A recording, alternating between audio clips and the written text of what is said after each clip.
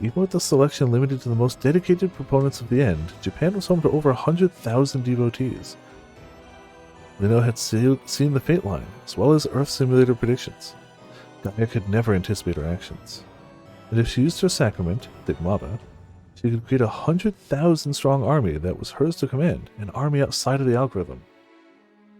Ooh. Her flock of sacrificial lambs would become God's vanguard. Yeah, you can't predict those. Because if she's puppeting all of them, and you can't predict her because she's seen the fate line. So there was quite literally no hope, yeah. Such an overwhelming numerical advantage could overcome the skill of any one individual.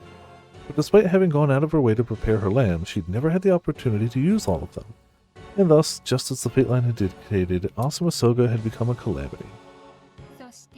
And one of the four beasts gave unto the 7 angels 7 golden vials full of the wrath of God, who liveth forever and ever. And the temple was filled with smoke from the glory of God and from his power. Well, the answer, yes, is her, but he tried that and it didn't work. No man was able to enter into the temple till the 7 plagues of the 7 angels were fulfilled. Revelation 15:7-8. Helena was certain that the path leading to the end neared its completion.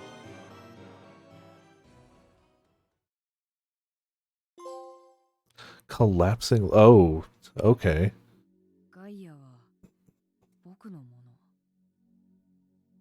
We don't have a save that far back, and the further back he goes, the more impacted he is by the side effects. He tried to load back to close to the beginning of the game one time, and he ended up in a coma for 3 months, so he couldn't actually do anything. And she was shown this stuff at least bare minimum 2 years ago. Realistically, more than that. No, because it was before Lucia even showed up. It was before Rosario even showed up. So, like, minimum 3 years ago. We don't have a save there. That sounds like it would work if that was something we were capable of doing, though. For what it's worth. Gaia is mine. No. That's not entirely right. Gaia is mine, and I am Gaia's. That's a very good question, Potts. A very good question. To which I do not have an answer yet. It seems like things are going very bad.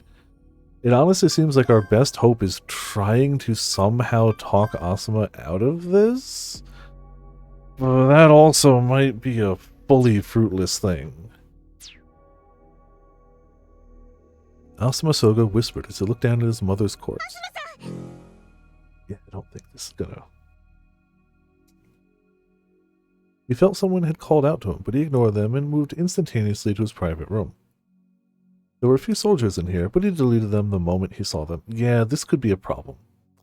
He simply wished to move to his room and for the soldiers to disappear. And that was enough to make those things happen. Now, Asuma could do with the world as he desired. Do anything. Sync rate is beyond 100%. I'm sitting at 320%. I can tell for sure, because it's myself I'm seeing. There's nothing I can't do. Nothing. And so, Asuma wished. He wished for the view he'd been fixated on all along. But his wish came true immediately. What to say, in theory he should wish for this, right? Like, well, go to sleep. She didn't stay up so late. His mother and his father were here now. The mother who died after piercing her own neck with a knife was perfectly fine now. She smiled gently at Asuma. His father was there smiling too. Asuma had only seen his father like this in the distant past, back when he was still little, long before the man had committed suicide. Asuma, I think we should all go somewhere tomorrow. Any requests? I'll take you anywhere you like. No, you're just saying that because you want a day out yourself, honey. Okay, you got me. But what do you think, Asuma? Why don't you tell me how you feel? You can tell us anything. We'll do whatever you want us to. If you want, you can even stay home and relax. Then I'll make yummy omurice for lunch. You know how much you love it. We can eat it all together. No matter what happens, we'll be together, as a family. Asuma's parents moved closer to each other. The father gently held the mother's shoulders while she wrapped her hands around his waist. They were happy. They were looking at Asuma with kind smiles on their faces. アスマ Well, what's wrong? 具合が悪 Are い you feeling okay? 少し Maybe you have a fever? The mother put her hand on his forehead to check his 今日 temperature. はもう You should go rest 休んだ方がいい today. お前は小さい頃 But since you were little, you've had this habit of getting so obsessed with things that you forget to eat or sleep. The father gently petted Asuma's head. 無理は禁物だ You don't have to tell us now if you don't want to.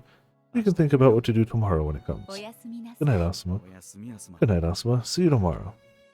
That was what Asuma had always wished for, and yet 何も feel 感じ nothing. ないねえ Hey, 何も I don't feel anything. そんな Don't look at me with those 嘘くさい fake 笑顔の smiles. 偽 Stop 物だって behaving like that. It makes it so obvious that you're faking. どうした What's wrong? Did something bad happen? You can talk to me about it. ちゃんと聞くから I'll listen to you. ちゃんと Listen to me? 言うかよ No. He'd never say that. この父さん My father would never say that. He was way worse than this. He was a deadbeat dad, a fucking loser. 悲しいこ Don't と be 言わ like ない that, でくれ Asuma. アスマ Tell me what's on.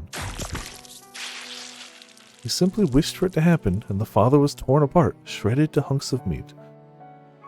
Though it happened right before his eyes, and she was covered in her husband's blood and flesh, the mother continued to ア smile. スマは甘えん We 坊 really ね spoil you, don't we? Come here, let's snuggle together. It's been a while, hasn't it? What? やめろよ Stop. いらっしゃい Come on now. やめろって Telling you to 言ってるじゃん stop. 無理か That doesn't work 無 then. 理だろう Of ね course not. I mean, when I created you, I made it so you'd act this way. But mother isn't like this. Asuma put his hands around his mother's neck and began strangling her. She didn't resist. You're not mother. You could feel her warmth. You could feel her throat moving when she spoke. She felt alive. There's no doubt the mother was made of flesh and blood. 明日は Tomorrow, I'll make omores, your favorite. 黙れ Shut up, you're 子供の fake! くせに Jeez, Asuma tightened his grip. The light was fading from the mother's eyes. I love you. やめろ Stop it. Stop it! Cracks sounded out as the neck was crushed. The fake mother's body fell listless and limp. Okay. I just strangled my mother to death, but I don't feel a thing. 感じるわけ Of ない course I wouldn't. I mean, 何度でも I can bring her back as many times as I want and kill her over and oh. Yeah, he's yeah. 命なんて There's no meaning in that. 無意味だから Ain't this fun? すごいわ Oh, so I didn't realize you were dwelling on such troubling thoughts. The dead mother stood up and smiled at Asuma once again. 死ね He decapitated her with invisible blades of air. Her head fell clean off her body and bounced away. She'd returned from the grave only to die again. A moment later, the head was back where it ア belonged. スマ Asuma, come here. She gently called him by name. 死ね Asuma wished for a shotgun. He aimed it at the mother and pulled the trigger. The blast shredded her torso as it sent her flying backwards. She hit the ground and lay still. 命なんて Life is meaningless.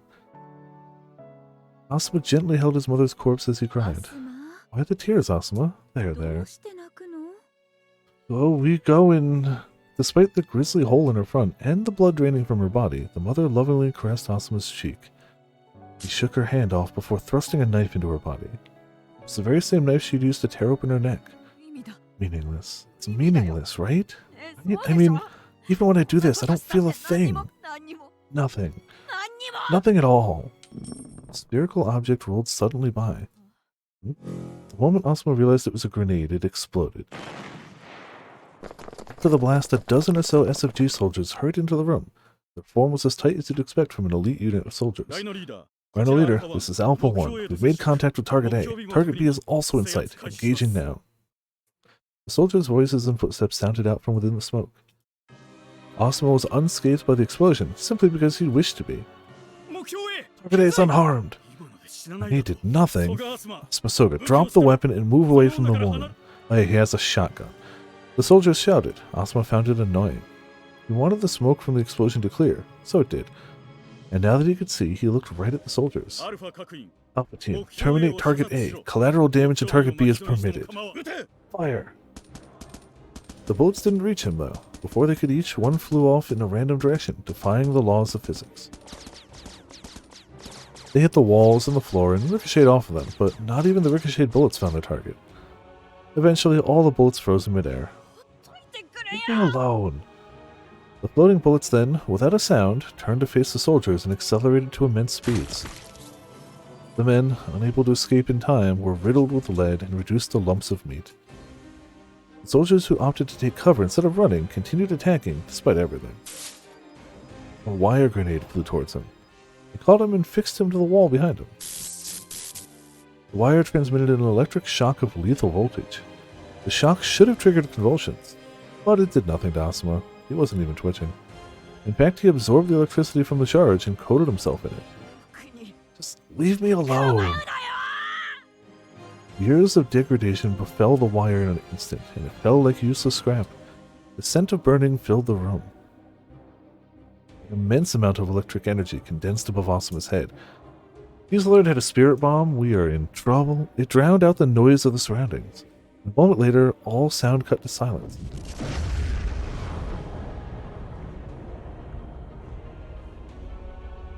Yeah, when you can just straight up, when anything you wish becomes reality, like, there's nothing anyone can do at all. Asuma stood high in the sky. That's a heckin' CG and a half. Not even a CG, that's just a background. Below him was the Guy Institution he'd been inside until moments before, as well as the nearby Yumi no Mori Park. The park had been torn open by a large explosion, and countless metal beams littered the area, like scattered trees after a storm. Like, that's a straight up road in the distance, curving in on itself. Like, yeah, there's nothing a grenade or a bullet is gonna do to this kid. It had become a dreary forest of metal thorns. One Asuma had created in an instant. But Asuma wasn't at all interested in the sight below. He was overcome by an intense discomfort akin to dizziness. It was because he wasn't yet used to its 320% sync rate. He was aligned at the subconscious level with the Asuma one layer above. He could even communicate with him. It was a feeling no normal person could understand, and it was especially taxing on his nervous system. Asuma looked around. So, how many layers down are we, though? He saw Odaiba in the distance, under the veil of night. It was late, so there weren't many people out, but the cityscape was well lit and brilliant. There were lights in some hotel rooms, and one could tell that there were people in there. It could absolutely be infinite, yeah. But to Asuma, it was meaningless. It's meaningless. Everything. All of it. This meaningless world would be better off destroyed. It should be destroyed. 壊しちゃった方がいい Destroyed. His wish was made. That was enough. Hotels, malls, stores, as well as high-rises and other large buildings began undulating and warping like liquid. The ground in Odaiba began to rise. The reclaimed land warped and stood up vertically. Many high-rises slid off the ground, and once detached, stretched out in all directions like flowers in bloom. They pierced the risen surface and twisted together with other buildings to form a helical shape. The ocean water flowed in with great intensity, washing through the streets. The waves flowed upwards, rushing vertically up the walls. Screams could be heard from the twisting, disoriented buildings. Buildings crashed together, merging when they should have collapsed, or transforming into complex patterns.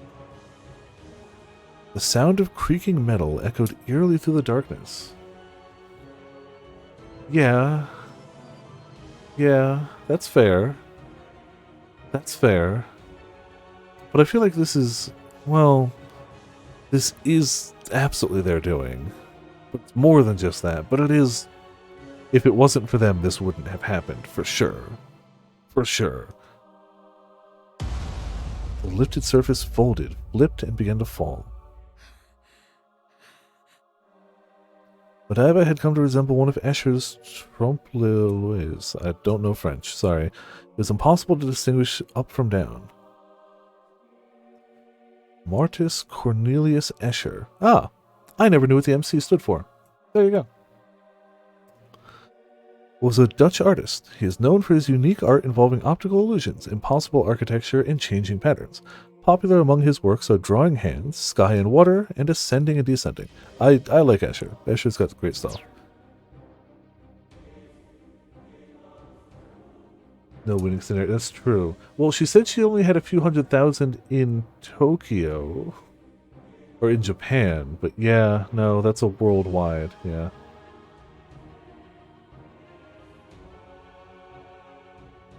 Huh. Interesting. Yeah, I don't... This doesn't seem like it would be the last layer, but I don't know. It's meaningless. That's why it's better off destroyed. And don't worry, Potts. The more pious they are, the more power she had over them. Isn't that just great?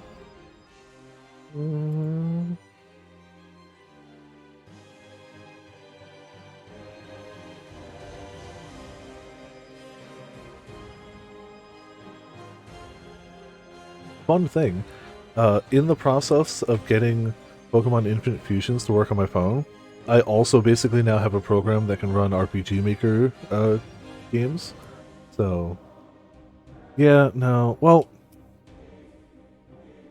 so the bad guys aren't this. This is just what they wanted to happen.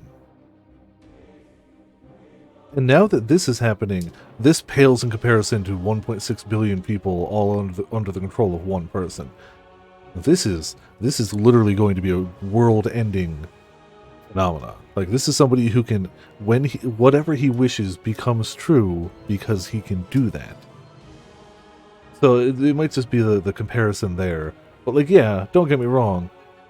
1.6 billion people globally all under the control of one person who all wants this event to happen basically guarantees this is going to happen. Like, one dude with his little group of friends doesn't stop that. You can't. Yeah, like that absolutely became a... There's nothing you could do about that at all. This is not his fault. I absolutely agree with that. It is not his fault. This was by design and not his design. Meaningless, destroy, meaningless, destroy. He repeated those words as if to convince himself. Suddenly, Asuma looked up at a hotel that had been twisted into an arc. He could see people through the broken windows, or rather, their bodies. Aging partners, a young couple, a little girl clinging to a stuffed toy. They're meaningless. That's why I destroyed them. This world should be destroyed entirely. The simulation is garbage. Asuma's mind was rationalizing his actions, but his body was raging against those thoughts. He was trembling. You're fake, you're fake, you're fake, you're fake, you're fake, you're fake. Nothing's real, even those stupid feelings. Even these stupid feelings I've got. Get out of my sight, everything. Feelings, people, this whole goddamn world. Why don't you fucking leave me alone? Overcome with emotions, Asuma put his hands over his face. I should just destroy it all, along with the earth itself. His voice was hoarse and sullen. It had the tone of a boy pleading desperately.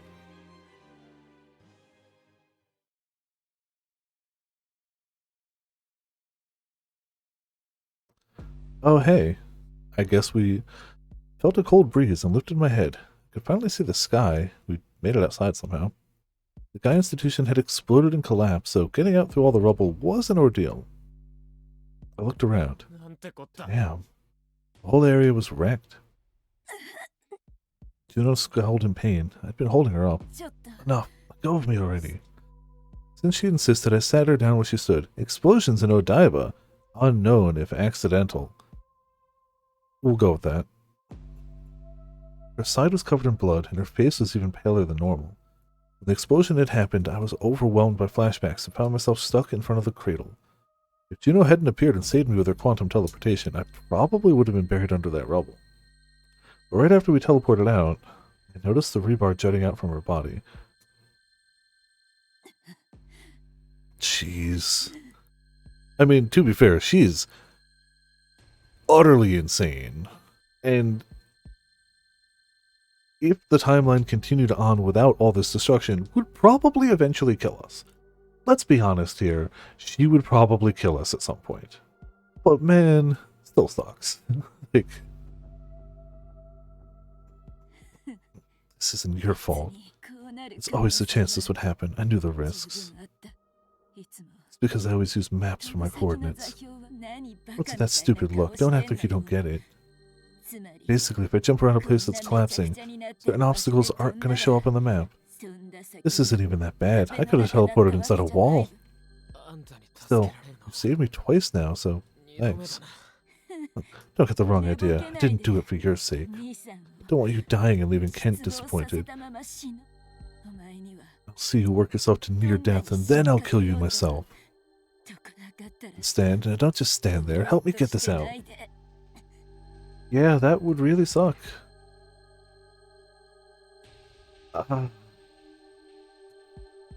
don't think she's anything towards him. I think she is a yandere Brokan.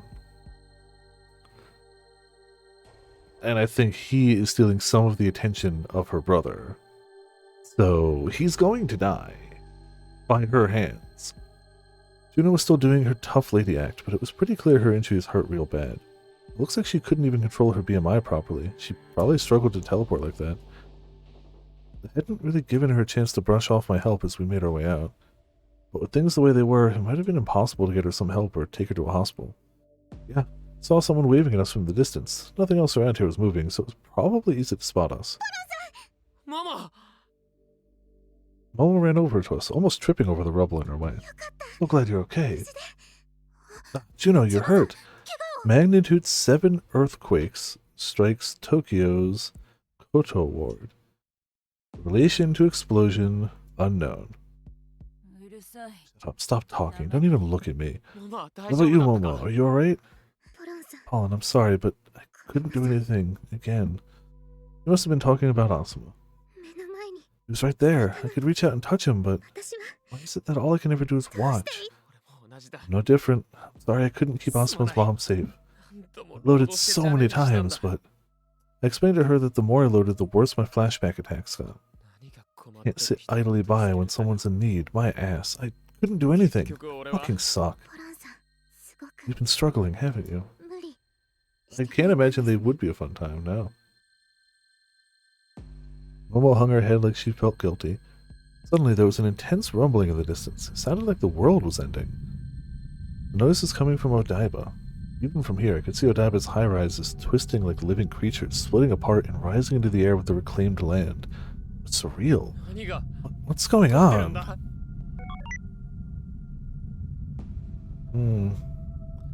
Wind linked us to a news broadcast. We're live above Odaiba. I can't believe what I'm seeing. It is believed that there are hundreds, if not thousands of people trapped in those high-rises. All roads to Odaiba have been cut off. There's simply no escape.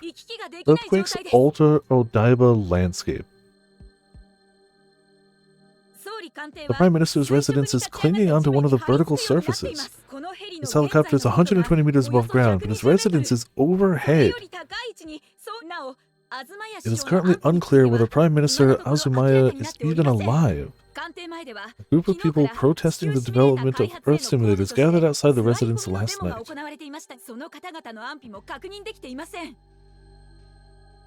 But their well-being remains equally uncertain. The Yumino Mori Park and the Guy Institution right beside Odaiba are in a state of disrepair as well. I feel like disrepair is putting it nicely. Residence destroyed, Prime Minister's well-being uncertain. As of now, there's no explanation for any of this. Oh, over there, there's a boy, and the boy is... what? Exploding. Watch out! Well... an explosion rattled the sky over Odaiba. We weren't far from it, so we could see the light it cast in the distance. Whoa, did you see that? Did you? Someone just shot down the news shopper, right? Right? Hey, Ollie, what's going on? I'm scared. Did Asuma do all that? Governor of Tokyo doing everything to get a grasp of the situation. Good luck. First explosion at Guy, now this. How the hell was this even possible? Using a sacrament or something? Far beyond that. These feats are beyond even the apparitions of Our Lady. Momo trembles as she stared at the carnage. We're witnessing the end. Armageddon has arrived. The location of the battle between good and evil that will occur at the end times. According to the New Testament's Book of Revelation, the word can also be used to refer to the end of the world in general. This isn't physically possible. I can't explain where all that energy is coming from. Just digital. You know something, Oz? What do you mean? We talked about this, didn't we? Excuse me. Take quantum theory to its logical conclusion and you'll realize pretty soon that the world's digital. Didn't want to believe it. That's why I've always looked for reasons to deny it. But how can I deny it anymore? I'm seeing this shit in real life. The world's digital. We're in a goddamn simulation, ain't we? I can't deal with this. The soul ain't nowhere at all, then. Hey, Tengen! Still leave me alone. I've never seen Haas that shocked. Every one of his beliefs had been shattered. Everything that rooted him to the ground had come unstuck in an instant. Was that the sensation? The world's a simulation, huh? Honestly, it didn't hit me that hard. Maybe it's because I'd already been exposed to so much sci-fi bullshit. I'd already seen sacraments and quantum teleportation. Oh, huh. This explained my saving and loading, too. Actually, it seemed pretty clear now. You could even say that my saving and loading was evidence this world was digital. So I'm a simulated person, a program. And I'm in a simulation. I see how it is. The vision I saw upon the descent of Our Lady in Fatima, the dancing sun and that terrifying sound, this world being a simulation would explain those phenomena. Now we can even explain how Momo incarnated. That mean that beings like God and Our Lady were just people above us? Does that mean there's a higher us up there, watching the us down here? Obviously I couldn't see them, but I couldn't help looking up at the sky. The one up there, he'd be the real me? Well, depends on if there are layers or not. That is the concept of world layers. Ah, hey Ken. Wow, you're looking shockingly more alive than last we heard. Sir? Suddenly Cicada, Kent Korihisha, appeared before us. Kent Korihisha? He'd finally shown his face directly. But despite how long we'd waited for this meeting, we weren't in a position to enjoy it. There are Earth simulators in our world as well. Ah. And likewise, in the simulated worlds that are run by those Earth simulators, worlds layered below us stretch to infinity. Yeah. Virtually the same applies to the world's layers layered above. The location of the topmost layer is beyond my knowledge. Though, from the current situation, we can identify the Earth simulator that is simulating this world. Since becoming the Calamity, Asuma Soga has been wielding godlike powers. This phenomena can be considered an intervention from above, but its extent is far beyond that of any past incidents, and no consideration is taken towards the risk of it triggering the collapse of the world. This intervention is strongly linked to Asuma Soga's will. Therefore, I assume it's being done by the Asuma Soga above. So comes the question, which Earth simulator can the Asuma Soga above exercise such unrestricted control over? Correct. I cannot speak of past incidents such as the apparitions of the Holy Mother, but this intervention is doubtless his doing. It's the wind window. Controversy. Gaia Institution obliterated by the earthquake. Conspiracy. Crude news. So if the Asuma of this world layer wants something, the Asuma above makes it happen? Kent nodded. Does that mean it's Asuma who's going to bring about the end? No, the end of the world and Asuma becoming the Calamity have no bearing upon one another. The end will come regardless of his actions. Its arrival has been predetermined from the moment this world was created. Wait, this world is a simulation. Shouldn't it be possible to mess with the parameters or whatever to stop the end of the world? Asuma had just said that Gaia could simulate the world beyond January 19th, which is when the world was supposed to end. Or what? Do the guys above us want the end to happen? This is a system issue. I assume you are familiar with the year 2038 problem. Like the year 2036 problem that caused a sad morning, it was an issue with the potential to cause major computer malfunctions. The integer used to record the time in Unix-based systems would overflow after counting past 2.1 billion seconds. Systems operating on the Unix OS or its derivatives. Unix was developed in 1969 by the US company AT&T and exploded in popularity when they released its source code. Its long history has led to it becoming the foundation of many operating systems. Take overflow seriously. Yeah, clearly. It was possible that this overflow would trigger major system malfunctions. That problem applies to the world we exist in. Momo had said that the world would end at 3:14:07 on January 19th, 2938. I had a vague idea that was when the overflow was set to happen too. The year 2038 problem is almost 100% solved. Did something like that actually happen? Resolving it on this world layer alone is insufficient. It must be dealt with in every one of the countless world layers flawlessly. What? Countless world layers. There were literally innumerable, but everything would be over if even a single one of them had this error? No way we can fix all of them. Yeah, 2938, don't worry about it. Indeed, hence the end is inevitable. Are you saying that error is part of how the world works? That it's fate? The fact that no contactees thus far, despite their powers, could alter the outcome is proof. Contactees? You said I was one of those, didn't you? The Holy Office 513 defines contactees as beings that may have been in contact with God or the Holy Mother. My understanding is that some contactees gained miraculous powers after their encounter with an observer. Colin Takaoka, your ability to predict the future must have been acquired through one such contact event. Talking about how I can save and load. Well, I guess I did get that from Anon. Does that count as contact? That's how I became a contactee? But did that even matter? Asuma became a calamity however many times I saved or loaded. I couldn't stop that. There was another eerie rumble emanating from Odaiba. This one shook even the ground we were standing on. The buildings and businesses that had been twisted like serpents suddenly stopped. Buildings and streets started falling from the vertical surfaces. They couldn't resist gravity any longer. I'd leave the matter of saving the world to Ken. He'd said that there was still a way to do that. There was something else I had to do. What could you Ken, take care of the world, Juno. I'll go see Asuma. Oh, well, okay. Husband of protest leader at the Prime Minister's office, official residence, claims he is unable to contact her. No kidding. Looked at Momo and she gave me a nod. I'm coming too. What do you intend to accomplish? I couldn't save his mother. So what if it was all fated? That didn't make any of this any easier on me or Asuma. If I'd handled this better, things wouldn't have turned out so messed up. I was pretty sure there was nothing I could say to heal his wounds, but I can't just leave him all alone. I gotta at least see him and talk to him. Doing so will yield nothing. We were unable to prevent Asuma Soga from becoming the calamity. He cannot be restored to his former state. That's why talking to him won't change anything, huh? That doesn't sit right with me. I gotta at least tell him that I'm sorry. Yeah, good luck. Yes, government again.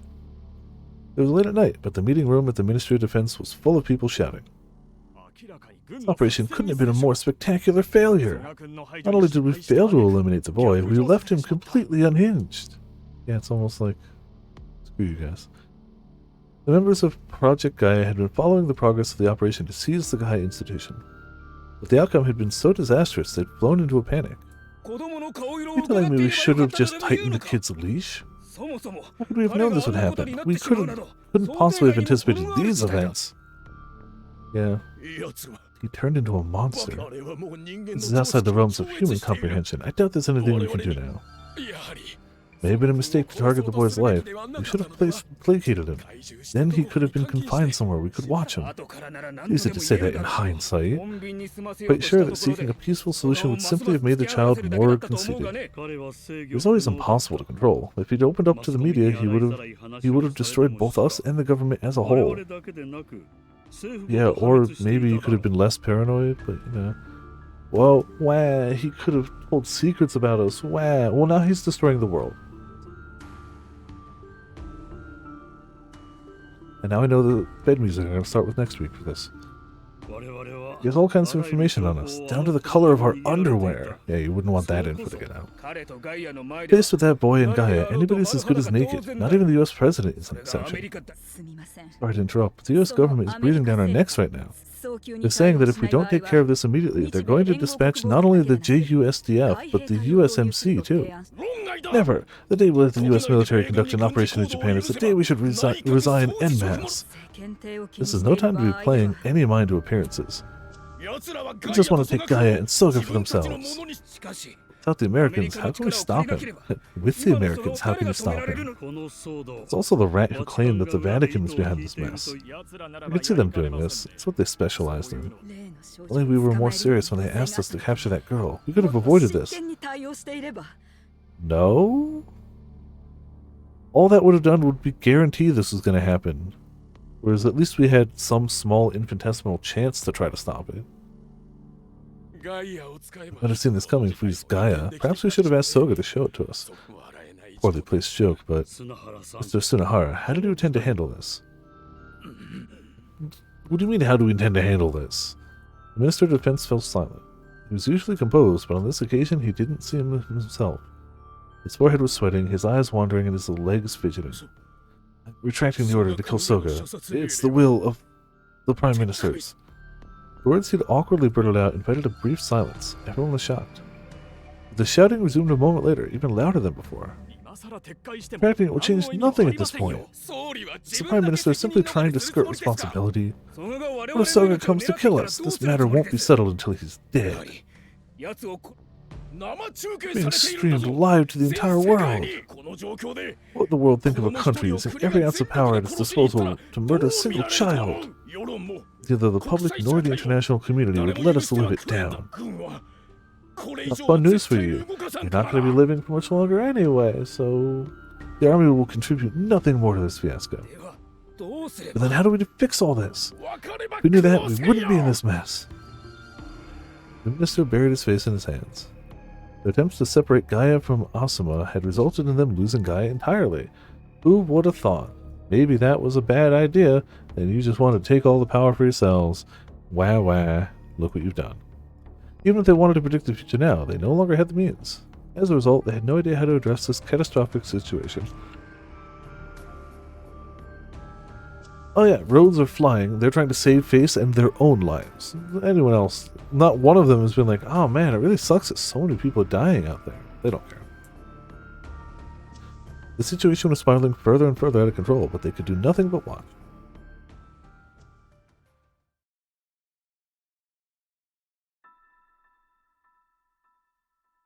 We made our way to Odaiba in a fishing ship we'd stumbled across. We arrived and saw the place was in a worse state than Uminomori Park. The one responsible for this destruction was sitting hugging his knees in the remains of a collapsing station. Asuma! The scale of the ruins made it difficult to find him. Everything looked so unreal. None of it seemed like it belonged in the world we knew. It reminded me of the days that followed the sad morning. Back then I could hear people weeping and groaning in every direction. Excuse me. And I was desperately trying to help them. An actress is reported missing. Oh, singer and actress. Okay, but I couldn't hear anyone right now. We hadn't found a single living person while searching for Asuma. Is anyone here still alive? Asuma had done all this, but I could have stopped it.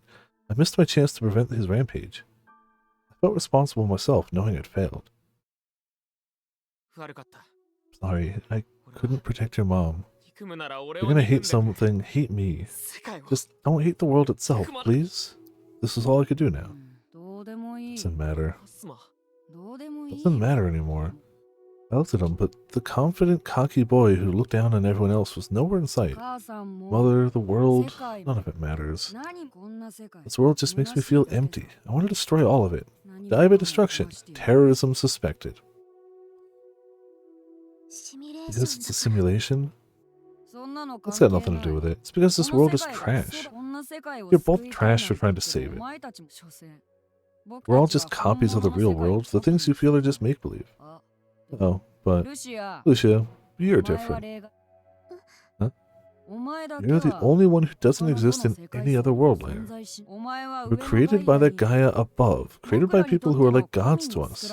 They haven't solved the year 2038 problem either.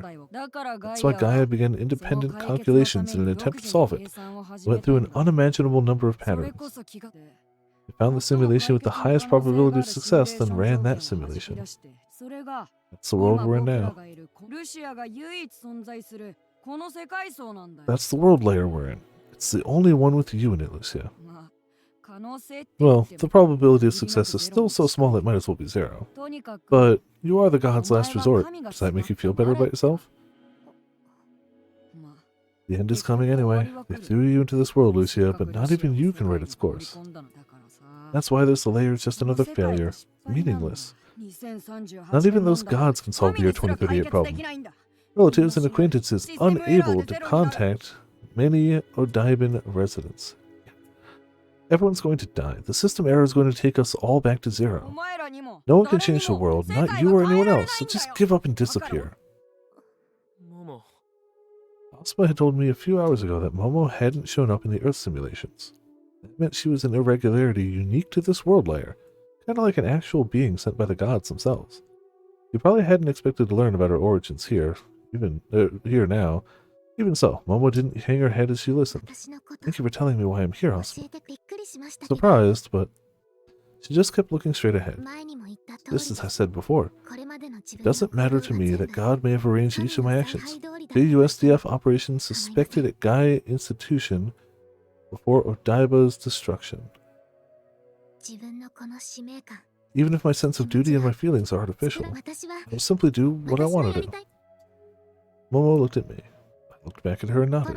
Colin and I together will save the world and everyone in it. Obviously, Asuma, you're one of those people we could save. So come on, come with us. Please. But he won't save anything. Words weren't getting through to him. All pointless. Just admit that it's pointless. Residents of all Tokyo wards ordered to evacuate. This world has to be pointless. A world like this shouldn't be allowed to go on any longer. Why don't you get it? Why? Why? Asuma, come on. Pointless. It's pointless. It has to be pointless. This helicopter crashes. Gaia Institution's young researcher may be responsible. I won't wait for the end. I'll finish off the world right now. What? What do you mean? I pulled the plug on this world just a moment ago. I made something. It's up there in space. Made what? Huge asteroid. Huh? It'll fall to the Earth soon. It's too close for anyone to evacuate. Hey, do you get it now? It's pointless. The world's going to be destroyed before the end even happens. I'm going to destroy it myself. At least 4 news helicopters crash. But who cares, right? Not even the world getting destroyed means anything. So delete that asteroid right now. Don't tell me what to do. I don't have to listen to anyone. He's not wrong, but... God, Asuma's power is so outrageous. This is definitely the end of humanity. Devil. 4chan thread summary. Thanks, 4chan. I reached out to grab his arm, but before I could, he vanished. My hand grasped for nothing. Shit, where is he? I looked around, but I couldn't see him. At this rate, Asuma's gonna abandon all hope. I understood why he felt that way. It was my fault he changed. It was all because I couldn't help him. He wouldn't have been in this situation if I'd just done what I had to do. In that case, yeah, I don't think you're gonna be able to do that. I knew I had to load, but I couldn't shake the fear that those flashbacks were gonna mess me up again. The thought of them kept me from loading. It's true, he didn't kill him, but if the world's gonna end, like if he's got an asteroid up there to blow up the world, what does it matter if they live for a few minutes? I was incompetent and useless.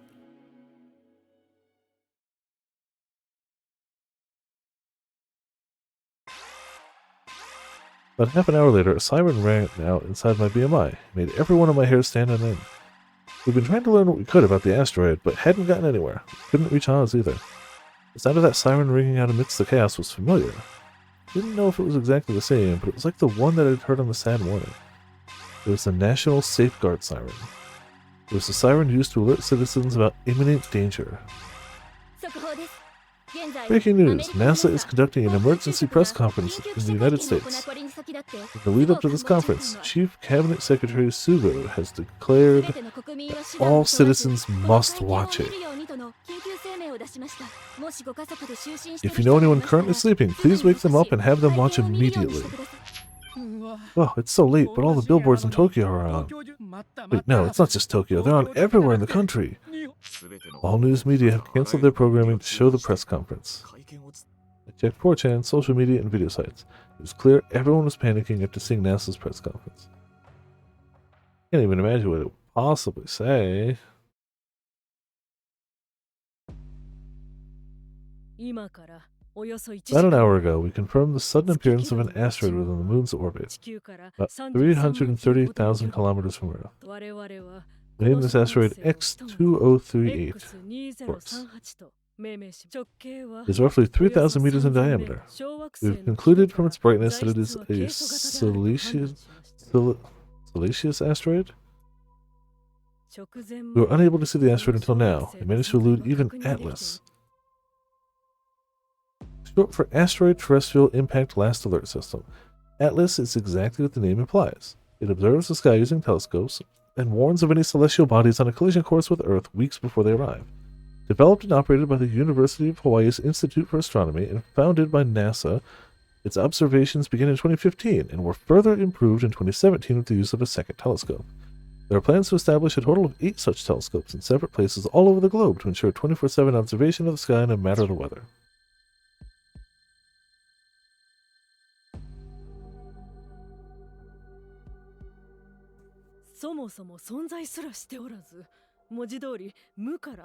It's as if the asteroid did not exist prior to its detection and appeared literally from out of nowhere. It is normally impossible for an object this massive to appear so suddenly. As such, we checked our observation equipment for any malfunctions, but found everything to be working as intended. With the help of observatories around the world, we performed countless checks, and unfortunately concluded that this asteroid indeed exists. We've calculated from its trajectory that it will collide with Earth, and that impact will occur approximately 6 hours from now. The predicted point of impact is the Pacific Ocean, and in the worst-case scenario, a mere 900 kilometers from Japan's Chiba Prefecture. We anticipate that this impact will generate a tsunami that will reach many countries bordering the Pacific Ocean. The effects will be especially catastrophic in Japan, where the height of the seawall could range between 50 and 120 meters. Find a way to prevent the impact. Where's the safest place to go? Through the rumors that you're actually covering up that the asteroid was approaching. Okay, nothing can be done. Somewhere that's not the planet Earth. Conspiracy theorists, stop it. And, you got 6 hours left to do something with it. How are we certain your equipment is working properly? Quiet. I repeat, the impact is in 6 hours. There's nowhere you can run.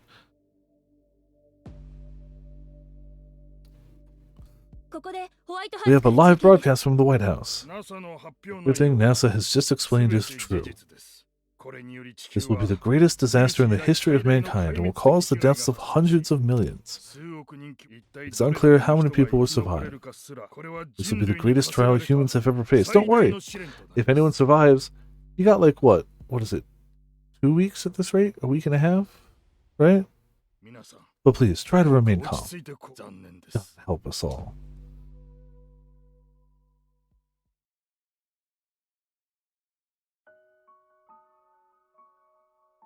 After the president's last few words, which were probably his true feelings slipping out, in Japanese for some reason, all the journalists of the White House press conference room ran out. The president simply watched. He looked stressed beyond belief.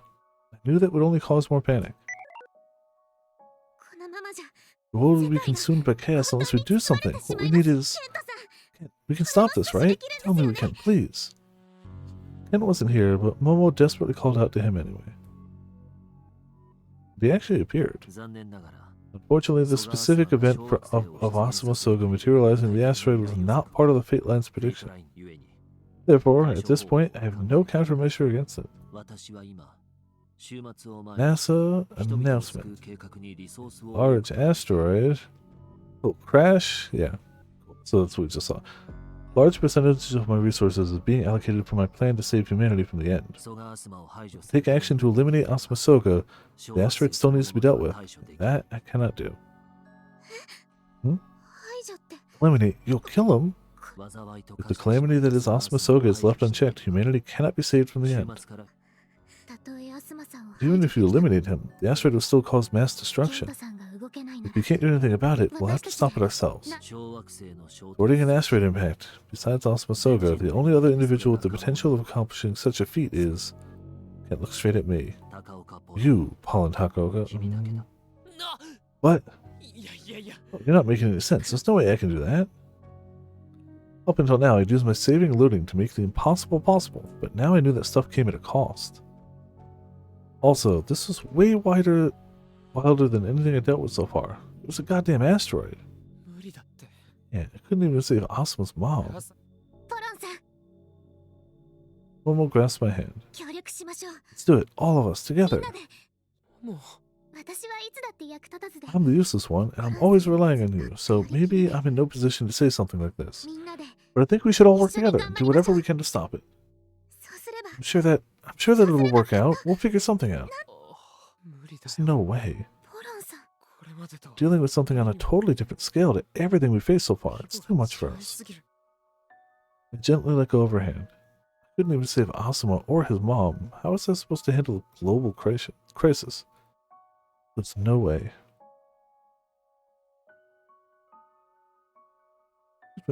I was useless. I just got some kind of crazy app and deluded myself into thinking I could save the world.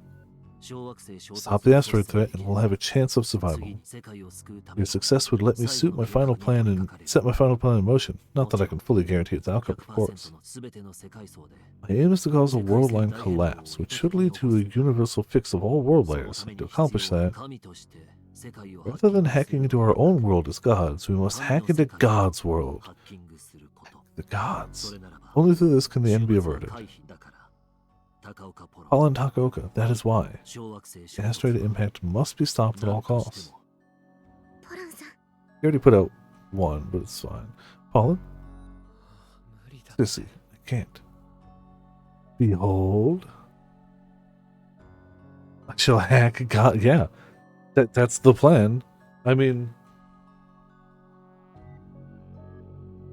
what the box says. The back of the box straight up says hack into God in fairly large print. So, you know, hack into God.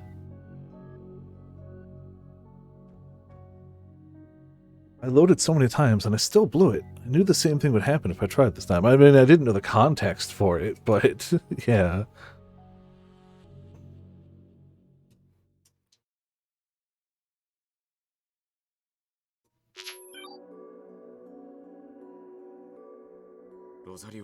Took Rosario to the hospital. Looks like she's gonna make it. クロスさん Thank you so much, Cross.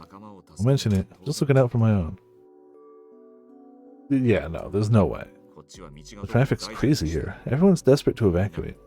The sun hadn't risen in Japan yet, but the city was already in a state of panic. Looting, terrorism, mass suicides. Order itself was crumbling. I didn't know if it was a good idea to leave this place. No matter where we were, we wouldn't survive the asteroid impact. The number of casualties was probably going to surpass that of the sad morning. Holland was hanging his head, looking very down. He'd been like this for a while now. It wasn't like him. The situation must have hit him pretty hard. The Holland who looked forward and rushed ahead was the one who'd given me courage. But I couldn't pin all my hopes on him. I was a member of Nakano Symphonies too, after all. Oh, for sure, Taku's doing nothing. I had to do something about this gloomy atmosphere. それで So, I'd like to hear your ideas for how to stop the asteroid. どうしたらいいで What し can ょ we う do to prevent it? My question garnered no responses. I could only ask casually, but I knew full well that solutions wouldn't come so easy. I put it on hack as a new quest, Meteor Hack. The asteroid case will be referred to as Meteor Hack. Who the hell is this? Here to prepare the asteroid, this is the stupidest thing I've ever heard. Hopeless quest junkie who want to make everything into quest. Okay, I'm gonna do this. Started, where's Cicada's message, for all intents and purposes. FW Boy, Saboteur, Shintaro, Harrisman. But it wasn't even a quest this time. The reaction to it was mixed. Heaven Kids. More users, Zipchuck, Dennyland, Bomber, 23C.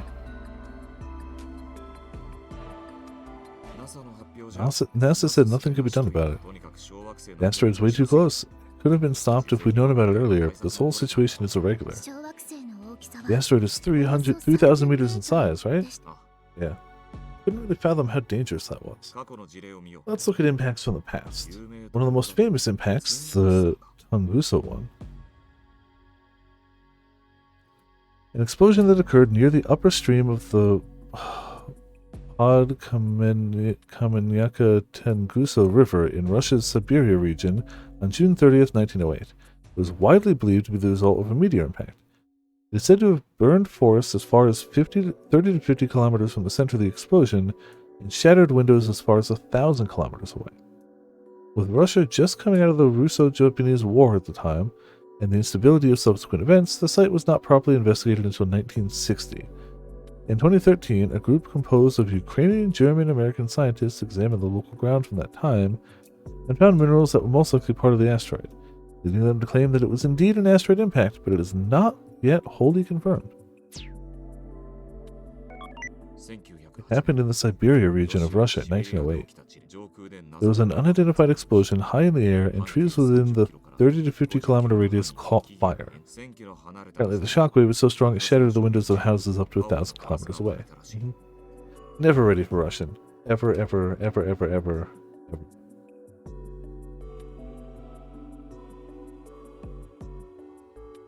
Apparently, evidence substantial enough to prove the involvement of a meteor had yet to be found, though. 爆発のエネルギーから Based on the explosion's energy, the projected size of the meteor was between 3 and 70 meters. 今回よりも It's a lot smaller than the one we're dealing with. Next, there's the Chelyabinsk. More Russian? Why? Why does Russia just draw all the meteors towards it?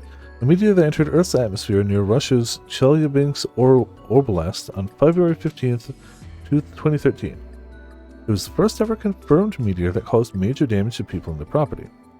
It exploded mid-fall, creating a shockwave that shattered the windows and blew out the doors of 4,447 buildings. The atmospheric compression also set it afire, making it burn so bright that when it fell to an altitude of 30 kilometers, it released ultraviolet light that gave sunburns to some of the people that were outside. It's nuts. The meteor had a diameter of 17 meters, and it's speculated that it had crashed into the surface without breaking apart like it did. It would have created a crater with a 100-meter diameter and completely devastated the surrounding area. Yeah. That one happened in 2013, so there are plenty of recordings. The meteor was 17 meters in diameter, it blew up and broke apart in midair. The affected area stretched 180 kilometers to the north and south and 80 kilometers east and west. The shockwave caused windows to shatter. たった17メー It トル was just 17 meters. そんなに Hey, the dinosaurs went extinct because of an asteroid, right? Yeah, that's a popular theory. Apparently, the god damn it, Chicxulub. How do you pronounce it? Cross. Chicxulub crater in Mexico was created by the asteroid that caused the extinction. 大きさは How big was it? All of this is hypothetical, but it was between 10 and 15 kilometers wide. That's huge. By the way, the top 3 craters in the world are called the 3 greatest impacts. There's the Chicxulub crater from the impact that killed the dinosaurs at 160 kilometers. Then there's the Sudbury crater in Canada at 160 kilometers. And finally, the Verde Fort structure in South Africa at 180 kilometers. Ooh. What is myself doing today? Okay. Bruce Willis. Good luck. Good luck. The rich girl sweep. The energy from Chicxulub's impact created a tsunami that's estimated to have been 300 meters tall. It also tore into the earth, reaching as far down as 25 kilometers. Magma spilled out and weather changed across the globe. They say that extinction of the dinosaurs was a result of both the impact and the resulting change in weather. Asuma's asteroid was less than half the size of that one, but it would still cause catastrophic damage. Also, in his current state, he could easily create larger asteroids, as many as he liked. Yep. Jiren. A 3,000 meter diameter asteroid will be plenty destructive, and it's predicted to hit the ocean off the coast of Tokyo. It'll cause a tsunami when it makes contact. Just like the NASA administrator said, countries bordering the Pacific will suffer massive damage. クロスさん、ありがとう Thank ご you ざい very ま much. I got a better idea of the size す。 now. より困難な状況 I だ。 also come to realize that the situation's graver than I thought. Yeah, 何か hope there's something that can turn it all around. There's a movie like that, wasn't there? 英語 A movie? The old one made about 40 years ago? Yeah, that one. The one where we put a nuke inside an asteroid headed for Earth and blow it to pieces. That's fiction, but we can copy it, right? Sorry, not that easy. Miss Kumar joined the conversation. クマールさん、 How's the situation? そちら Not looking good, but I'll keep trying. I asked her to contact universities and academic societies to ask the experts for solutions. Yeah, not happening. Can't we copy the movie? Not enough time. It's 3,000 meters in diameter. We need a whole lot of energy to shatter an asteroid of that size, and we don't have the means to get the amount we need into space. Also, too close for us to divert its trajectory away from Earth with a nuke. Maybe Asuma had determined the size and distance of his asteroid to remove that as an option. And even if launching a nuclear bomb into space seemed like it would work, that kind of effort would need an international coordination. It wasn't something we could put into motion. Perhaps thinking strictly in terms of the physical was a bad idea. Hack the asteroid. Hack asteroid. Clearly. It's the only answer. The physical can't help. Hack the asteroid.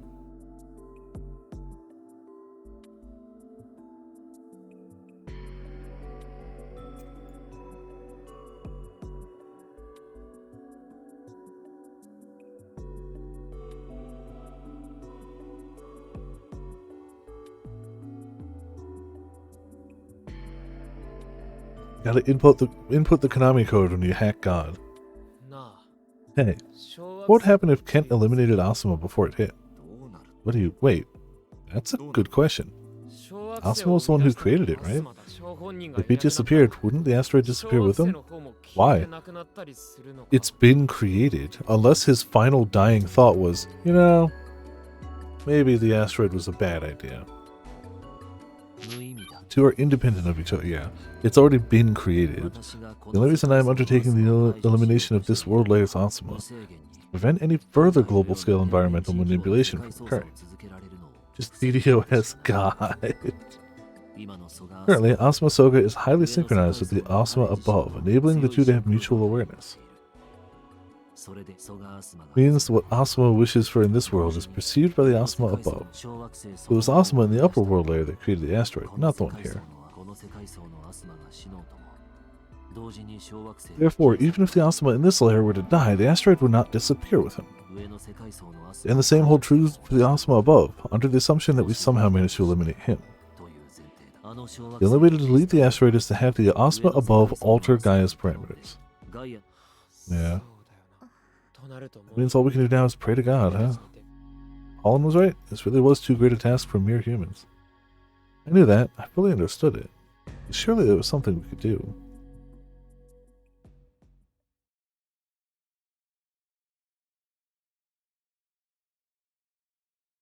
Ooh. That countdown's gotta just make life a bit more rough. There was nothing we could do, but even so. Momo was standing near me in silence. She was looking up past meteor impacts. She wasn't alone. Cross and Wind were helping her. Everyone was sharing videos about those impacts. Nobody was saying it, but I could still sense their despair. They were focused on the Chelyabinsk incident from 2013. It was because that was the most thoroughly recorded event. There were recordings from multiple angles thanks to all the witnesses, and lots of the footage was on the internet. The clips that had been picked up by news media right after it happened were the ones with the most views. But there were a lot of recordings that didn't break triple or even double digits. Most of them just ended within a couple of minutes, and some were just a few seconds long. Momo and the others were using specialized apps to increase the clarity of certain parts of the videos, then sharing them over BMI.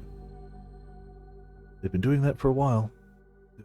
I was too busy feeling sorry for myself to join in, though. Enhance, yes, of course. 6P the asteroid. Oh, you're right. It's an air move. It loses. However, I think the main threat from the asteroid is all the stuff that happens when it lands, not... I mean, I guess if you could pinpoint its exact landing spot and frame perfect 6P it, you might, you know, knock the tip off it. Asteroids have super armor. Boy, do they. Boy, do they. And honestly, the shockwave would probably kill you before it landed. I think the Chelyabinsk event and the current asteroid have some features in common. NASA and other organizations all over the world are keeping an eye out for meteors and asteroids likely to hit Earth. But it seems as if nobody noticed the other one until just before its impact. It was almost as if the 17 meteor appeared out of nowhere next to the Earth. Yes, they do. Don't you think it's similar to the meteor hack? The asteroid we have now isn't a natural phenomenon. Asuma just wished it into existence. You shouldn't try to look for patterns where there aren't any. That's what conspiracy theorists do. Right, I'm sorry. Somebody get her a tinfoil hat, but if our world was an Earth simulation, then weren't the events of the year 2013 when the previous one happened also confined to this simulation? Yes, every event that's ever happened in the history of this planet. We were dealing with a situation Asuma had caused on a whim. In that case, it was possible that the previous asteroid was also God's whim. It was like God was doing a little trolling. In a world like this, stuff with like scientific evidence probably didn't mean much to begin with. Our world had miracles and supernatural phenomena. Quantum teleportation, sacraments, the end, the appearance of the asteroid, Momo's incarnation, saving and loading. This is a world built on the whims of those in the world layer above us. We were like guinea pigs in a little plexiglass box. I felt as if even the thoughts in my head were the result of someone messing with certain parameters. The logic of the world I'd believed to be real had been broken apart. The despair, the feeling there was nothing we could do, just growing stronger. It'd be great if we could pray to God to save us, but God had never been the best listener. What do you think, Anon? Yeah, right, like you'd answer me either. Momo was doing her best. She wanted to save the world, and that sense of duty was pulling her forward. She was searching for hints. Oops, why did I hit the button early? Looking at every clip that caught her eye, playing them over and over and over. Her behavior was almost obsessive. She really truly wanted to save the world. I mean, most people do, given a chance. Momo was something else, but it was impossible. New video started playing. She shared it with me too. I watched it, but I wasn't paying attention. Once it was over, it went back to the start. It did it again, and it started again. Again and again. Again.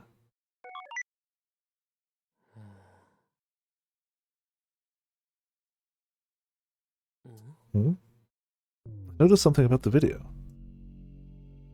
Something I could make out right when the meteor blew up. The footage went all white after the explosion. But what caught my eye was the moment before that.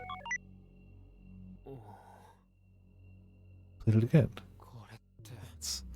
I hadn't noticed it on the previous videos, but hey. Colin, what is it? About this video you just sent me. Huh? Yes? Yes? Did you notice something?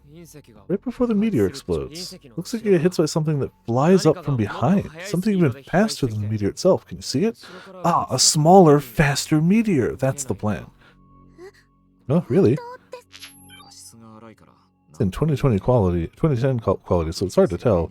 I use the app to increase its clarity, but this is the best I can do. Now that you mention it, I guess I can see it. You can contact the person who took this video? Howdy, this isn't the original video. Looking at the account, it's a re-upload. See. The original is probably out there somewhere. But even if we found it, there's no guarantee we'd be able to contact the uploader right away. The video is more than 20 years old. Sorry, guess I'm just imagining things. Yeah, they shouldn't be wasting all their time on false hopes. Wait, that's actually an interesting theory. This lid seemed curious. It's something that hit it from behind. What could the mysterious objects have been? A detached piece of the meteor? No, the gap in the relative velocity is too wide. Fragment couldn't have caught up with it. ミサイルか何 Is か it a missile or something? It would mean that someone successfully shot it down, right? 20 years have passed. You'd think whichever country, organization, or individual that pulled this off would have claimed the glory by now. 偶然 So did another meteor just happen to collide with it? That would mean both were in an almost identical trajectory. Miss Lid tilted her head to one side, then smiled. Alright, who wants to try replaying this moment in an Earth simulator? 地球 An シミュレー Earth simulator? You mean you want us to go back to the Gaia Institute? Gaia was under Asuma's control, though. Even if we snuck in there, we wouldn't be able to use it. No, no, no. I didn't mean Gaia. Japan and the Vatican aren't the only places operating Earth simulators behind closed doors. Officially, a development on all of them has ceased, but lots of countries are still running sims in secret. 骨はあるんですか Do you have connections to those places? You better believe I do. Pulled some strings and got permission to use one of the Earth simulators in the US. Pretty good on short notice, huh? 誰のコネ Who do you ask for help, Oz? オズさん No, I can't even contact Oz. Kaoru and Nono are looking for him, though. Ask Krisu. Of course! She has an above-board image, but I'll have you know she's involved in plenty of shady stuff behind the scenes. No. A few minutes later, Miss Lid shared the simulation data with us. Check it in VR mode. We're just gonna skip Krisu, though. There's no point in any of this. It wouldn't help at all. That's how it felt, but I couldn't stop myself from turning on VR mode. Way to just tease us twice, game. Set it to 9:20:26 local time. We'll start 10 seconds before the explosion.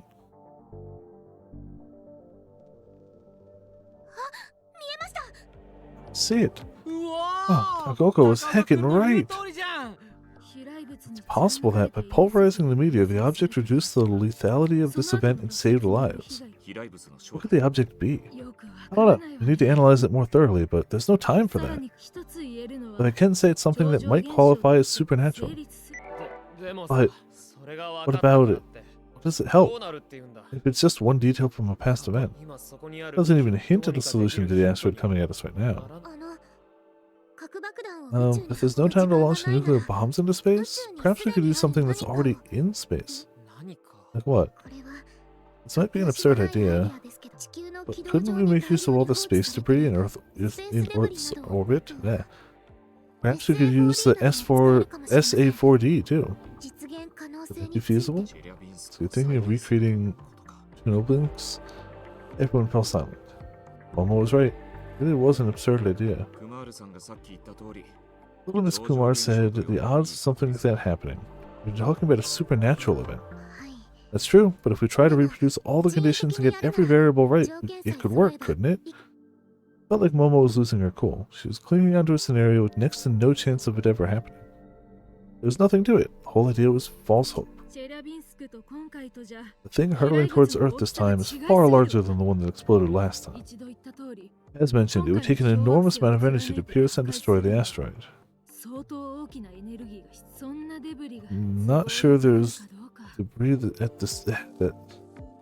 I'm not sure there's debris that would fit the bill. デブリカタログ The debris catalog. さっき小 Found 惑 it 星 while のこと looking を at 調べてい asteroids. るとき軌道上にある3センチ以上 The の debris 大きさ catalog が records the date of all orbital debris greater than デブリ 3カタログ centimeters in 詳 size. 細なデータが記す 全て All? Do you mean all? Yeah, no. By all, it means some, は obviously. い Yes, all 確認 confirmed されたもの debris. は全てリストはどうやったら見られる How can we check the list? ネット上で It's on the internet. 誰でも見 Anyone られ can ます open it. よし Alright, nice. I'll check the catalog. 幸いにして小惑星 Oh man, there just happened to be like 6 or 10 bear nukes just floating around up there. We'll just use a giant magnet to bring them all to one spot. Thankfully, this asteroid is siliconous rather than ferrous. Providing the projectile is suitable, it can be destroyed. We'll need more than mass alone to destroy an asteroid, though. We need to know its orbital position, too. The asteroid will enter the atmosphere in about 5 hours, so we have to identify the debris that can make it to the asteroid in time. ぶつけるなら And if we want to hit it, we'll need to be able to control that debris remotely from the ground. つまり So we need debris we can communicate with. リスト Let's look at the list. Alright, I'll hit up the hackers I know. We need everyone we can get for 僕も this. 友達に頼んでみるよ I'll try calling my friends too. The experts I know are dying to do something about this. I'll share this idea with them right away. Hey, calm down, you guys. Send a giant trash ball at it. Ah, yes, perfect. It wasn't just Momo now. Everyone, even Miss Lid, was getting involved. Not gonna work. It's just not. We can't do this. You know we can't. いい加減にしろ。 Colin, that's enough. 今のお前は You're nothing but dead weight 足 right を引っ now. 張ってるだけだ。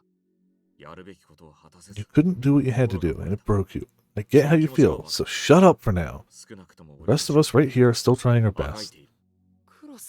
Cross, ここにいるのは They're childish and embarrassing ideals that brought us all together. Don't forget that. You were so cringe, we had to stick with you. You'd never survive on your own. I don't know what to say to them. Before I might have been able to stand with them and face the future, to rush ahead with them. But now I knew my limits. I couldn't face the future.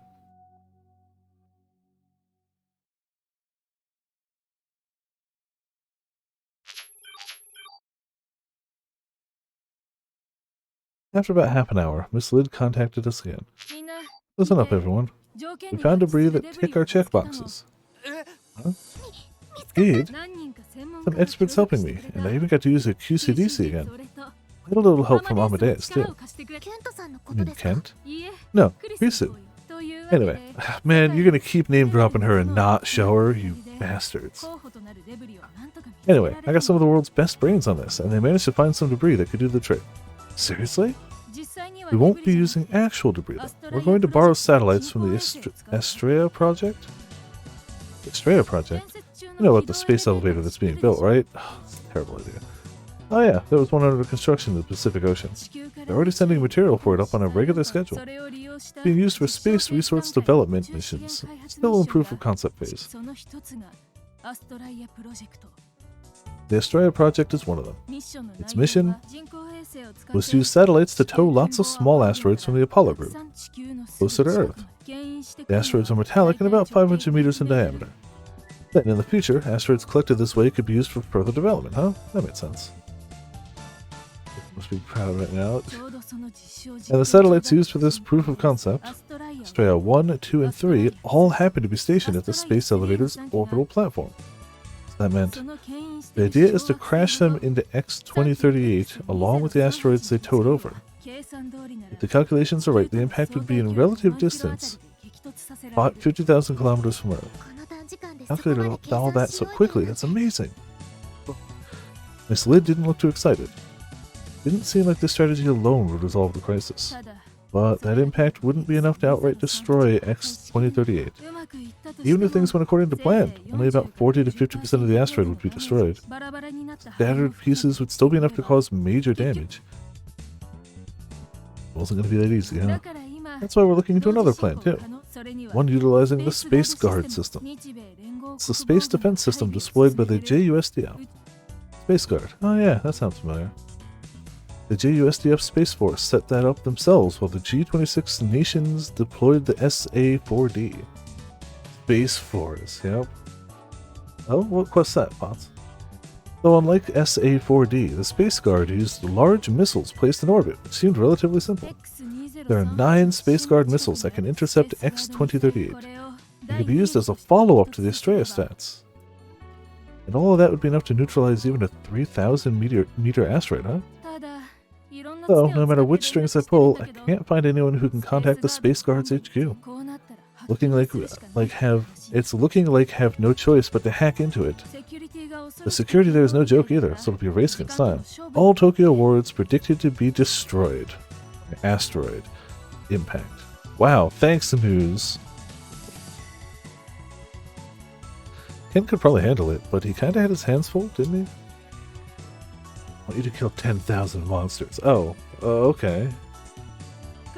Cross, Wind, can you go on the internet and get help from the hackers who have joined on the quest? They both nodded. Scientists, experts, even hackers from all over the world were coming together to deal with the situation. It's funny how imminent world destruction can bring people together like that. While I...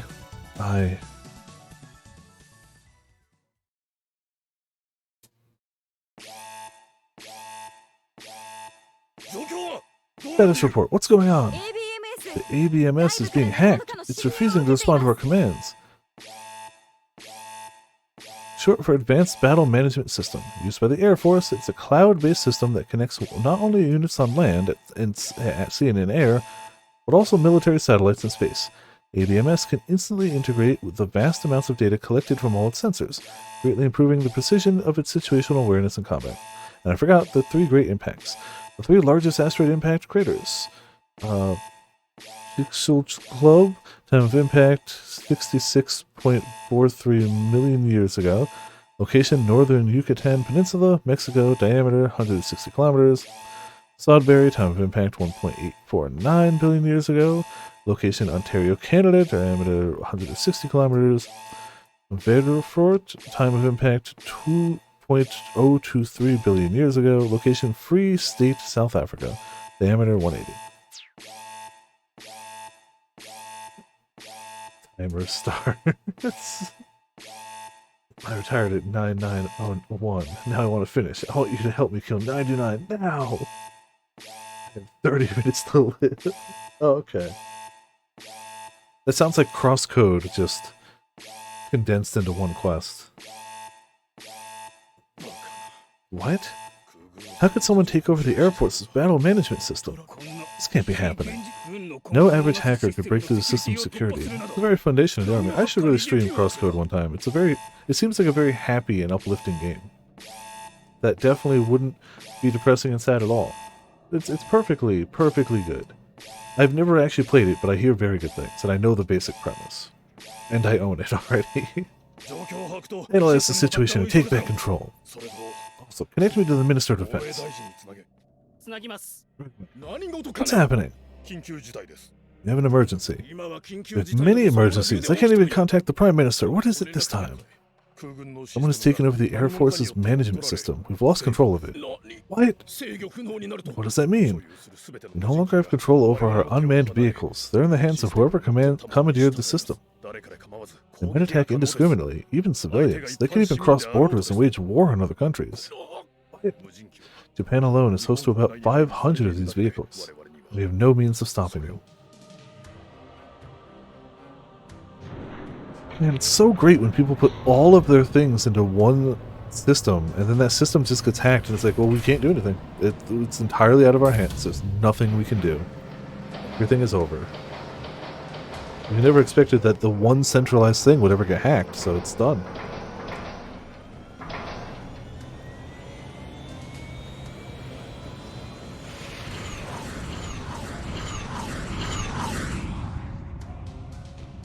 I'm sure this will be fine.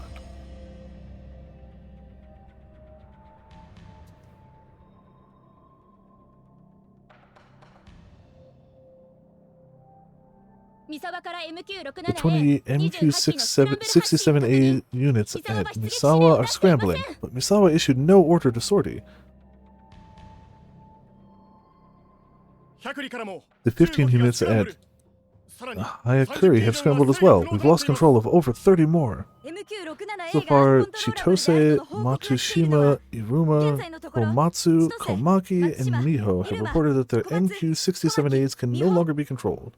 We received contact from the US. They're absolutely convinced that the hacker who took over the system is Cicada 3301.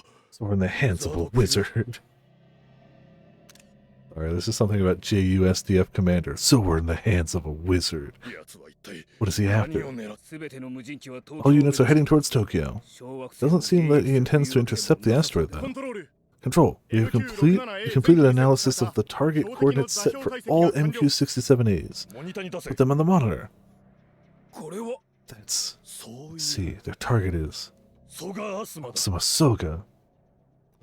Well, I mean, I don't think more firepower does the trick when he can just control reality, but you know, the hell do I know?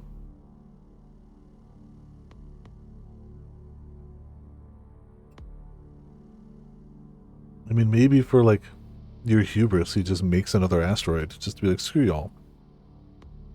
Oh, we haven't gotten a comic sequence in a while. Well, this isn't my fault. Yeah, okay. Yeah, for once it's not. It's the Vatican's fault. Like, There's no other, like, secondary party. It's the Vatican's fault.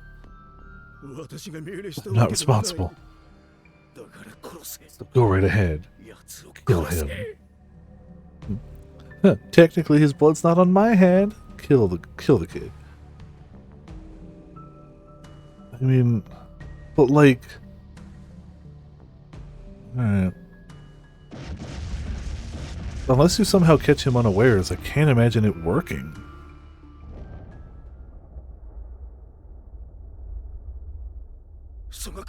Is Soka dead? Did they get him or not? 生体反応 Biosigns. あり Detected. Of course. What did you think was going to happen? You can control reality. What's a bomb going to do? What's even a huge amount of bombs going to do? 奴は He's 健在 alive. です What?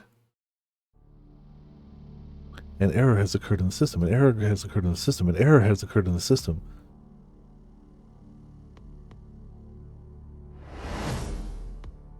Well. Yup.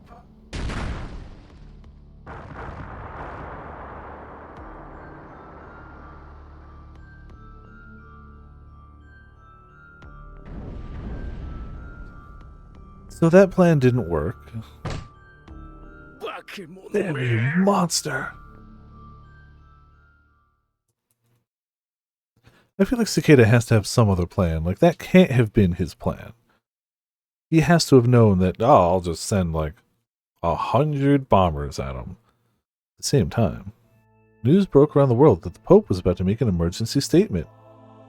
We all wanted the world to end this whole time. It was prophesized, die, fucker. It was late at night in the Vatican. Popes almost never announced speeches at times like this. The world will not meet its end with the asteroid. Correct. It won't. It'll meet its end like 2 weeks from now.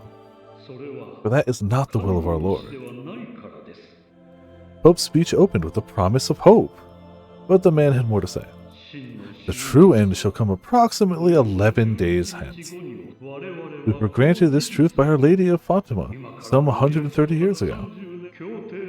January 19th, 31407, Coordinated Universal Time. As foretold by our Lord, that is the moment when all shall come to ruin.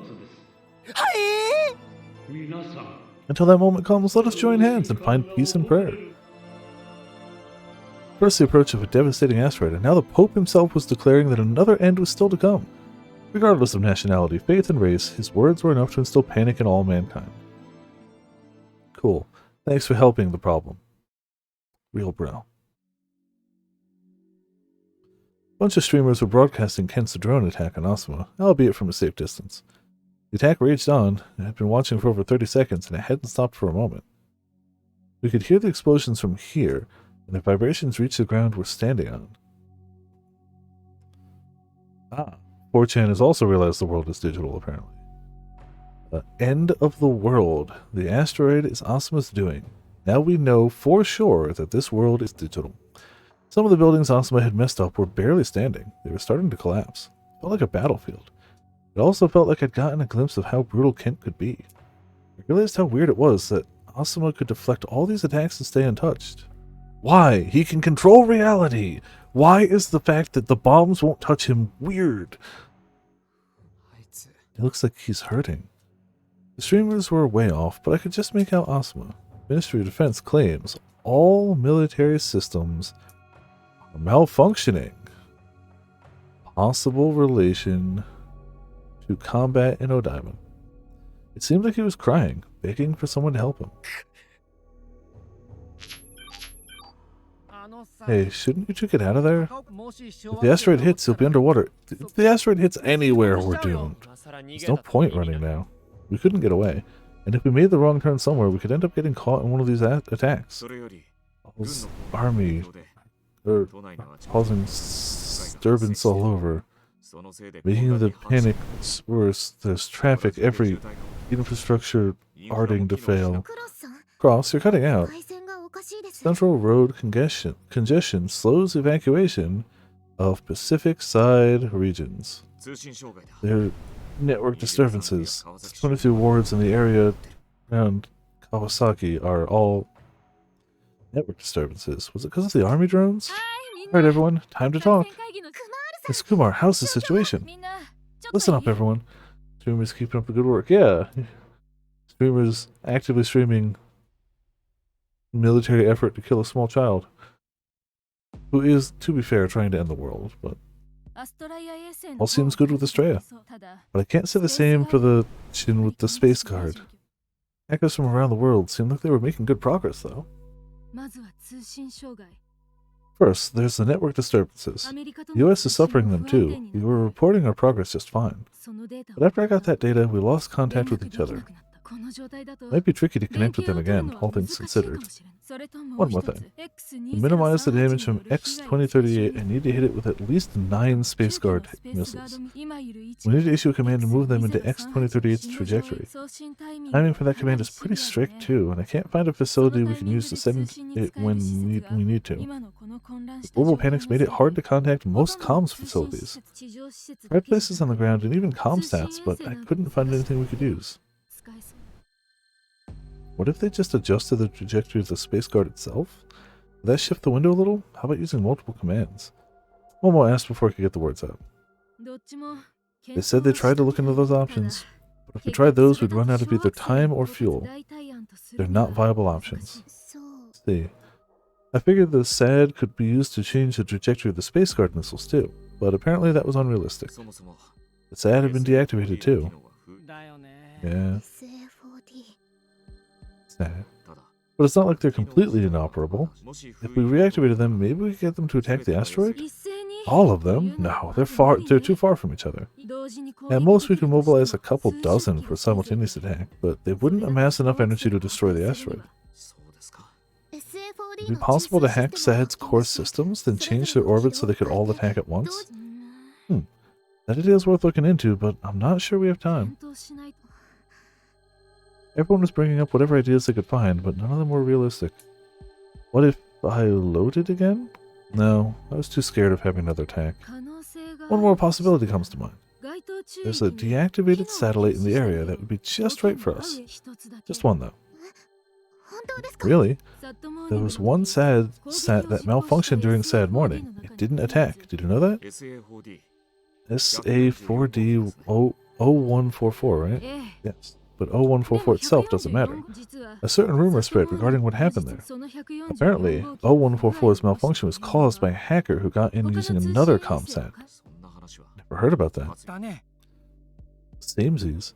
That was the first I'd heard of it too. One of the people helping us out right now is involved in the SAD decommission project. He's my source for that rumor. So it was a chance that the ComSat could be reactivated and used to tell the Space Guard missiles to move at just the right time.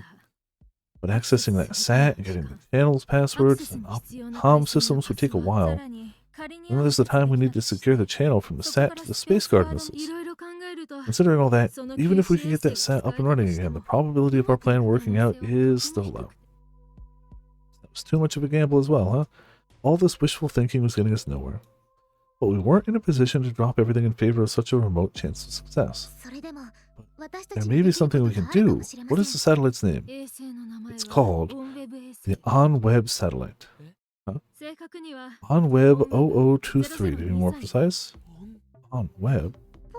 Colin? Never expected to hear that name here. Colin, are you okay? What's wrong? Hey, Miss Lid, about that SAT. Was it launched in 2020? And is it listed as 45136Y in NORAD's satellite catalog?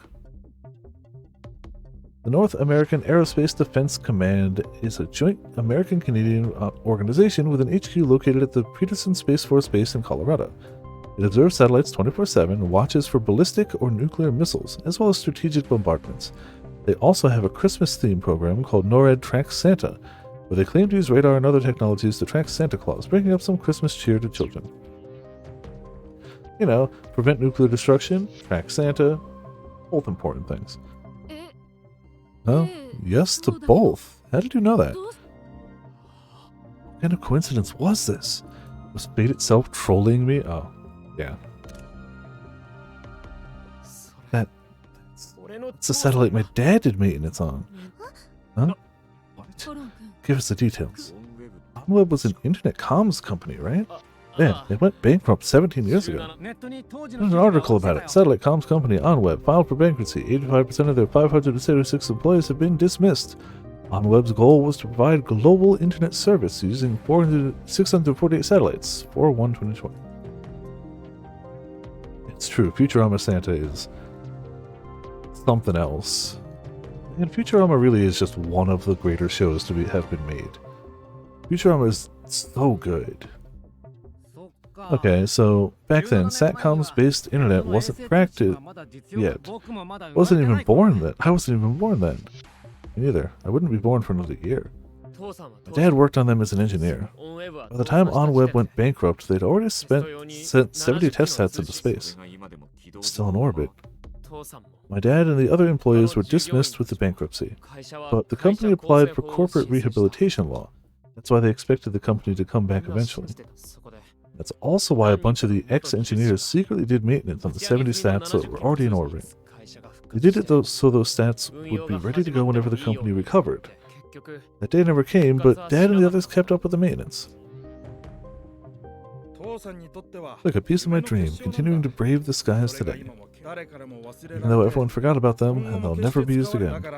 The other engineers and I, we made them. We put them up there. We're gonna remember them. And look after them until the day they burn up. That's why I still maintain it. Hey, Ballin, if something happens to me, would you look after it for me? Guess this stuff doesn't make much sense to you. Sorry, Ballin. I suddenly remembered that moment when I was still young and Dad still had that light in his eyes. He stopped paying me any attention after our family had broken up, but he never stopped working on that satellite. Always with his back to me, always locked up in his room, always like that. Don't disturb me, I'm working. Miss Lid had just said that someone had used the OnWeb sat to hack SAD 0144. They say that if 0144 hadn't malfunctioned, there might have been one more crater in Tokyo. At least another 5,000 casualties.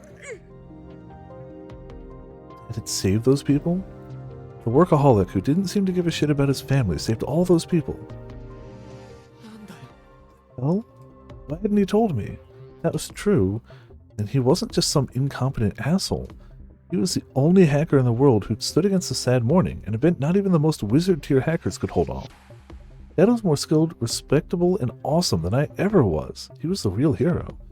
コロン君 Colin, look at this.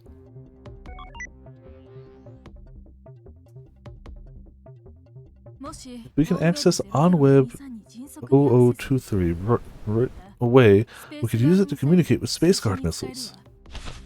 Reached into my pocket and ran my fingers across the keyboard on there. The reason why I could make a living as a hacker these days was because my dad had taught me programming when I was still little. Wow, that really is just a that sure is Paul and Dad. That absolutely just is taller, older Pollen. You're a fast learner, son. Maybe you're on your way to becoming a wizard. A wizard? Hackers are wizards. We can make anything happen. Blood runs in the hairstyle. Make the impossible possible. Row, row, fight the power. Do the impossible, see the invisible. That's your old man's motto right there. There used to be so much kindness in his smiles. But after our family fell apart, I just stopped going into his room. I always just stood outside, looking at him and saying nothing. I never even tried talking to him. I turned my back on him too. And he never turned to face me. But he was a man who never let go of his ideals. Colin, what do you want to do? If I did something now, would that make me like Dad? Yeah, it would. And I had a motto of my own. I won't sit idly by when someone's in need. Miss Lid, I know how to access OnWeb 0023. Really? There's something at my place. The equipment my dad used to maintain the sat is still there. You'd be able to use that. Give me a sec. I'll try accessing it. I tried remotely accessing my dad's PC back in Nakano. Could not connect due to network error, but no good. Can't connect to it from here. Cross, you're at Symphonies now, right? Go to my place. We're gonna need that phased array antenna for the comms. Oh, yeah, he did have an unusually large antenna. The antenna is actually the only way to communicate with OnWeb 0023. Alright, I'll go there right now. Do whatever I can to get back to Nakano. Guys, sorry for being such a wuss back there. I'm gonna help too. I'll fight alongside you a little longer. I glanced at Momo. Then we made for the shore where we moored the fishing boat we came to Odaiba aboard. What do we do after we turn on the antenna? We'll use my dad's PC. Its security is tight though. We'll have to bypass it. I never looked at my dad's PC. Asteroid sends government into panic mode. Attempts to communicate with US president unsuccessful. Felt like if I did, I'd find some file revealing how he actually felt, and I didn't want to see anything like that. The PC had remained completely untouched.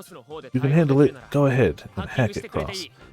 Your dad's memento, though. Hacking it may cause it to crash and make it impossible to look inside ever. You okay with that? Yeah. This wasn't the time to worry about that stuff. If this was the only solution we had, we couldn't afford to get hung up on the risks. A QCDC could hack in no time, but we can't get our hands on one of those with the comms in the state they are. She was right. A QCDC could break through an old PC's security like it was tissue paper. Another problem, though. Even if we can establish comms with OnWeb 0023, someone had to input the commands for position controls to properly communicate with the 9 Space Guard missiles. We'll probably need a highly skilled specialist. My dad could do it, but I can't. I think I know someone who might be the perfect for the job. Huh? Who? Tengen. Yeah, he was the next astronaut. You got through to him? No, not yet. Finding out that our world was simulated had shaken him up pretty bad. I could understand that, obviously. But this wasn't a good time for that old dude to be wigging out on us. I wasn't one to talk, though. I'd been a mess myself until a few minutes ago. See if I can get someone else. Do that. We have until an hour before impact to establish comms with Space Guard. We have to get this sorted before then. That gave me an hour to get from here to Nakano, then set up comms so we could use OnWeb 0023. Handle it. Well, I was never going to back down again.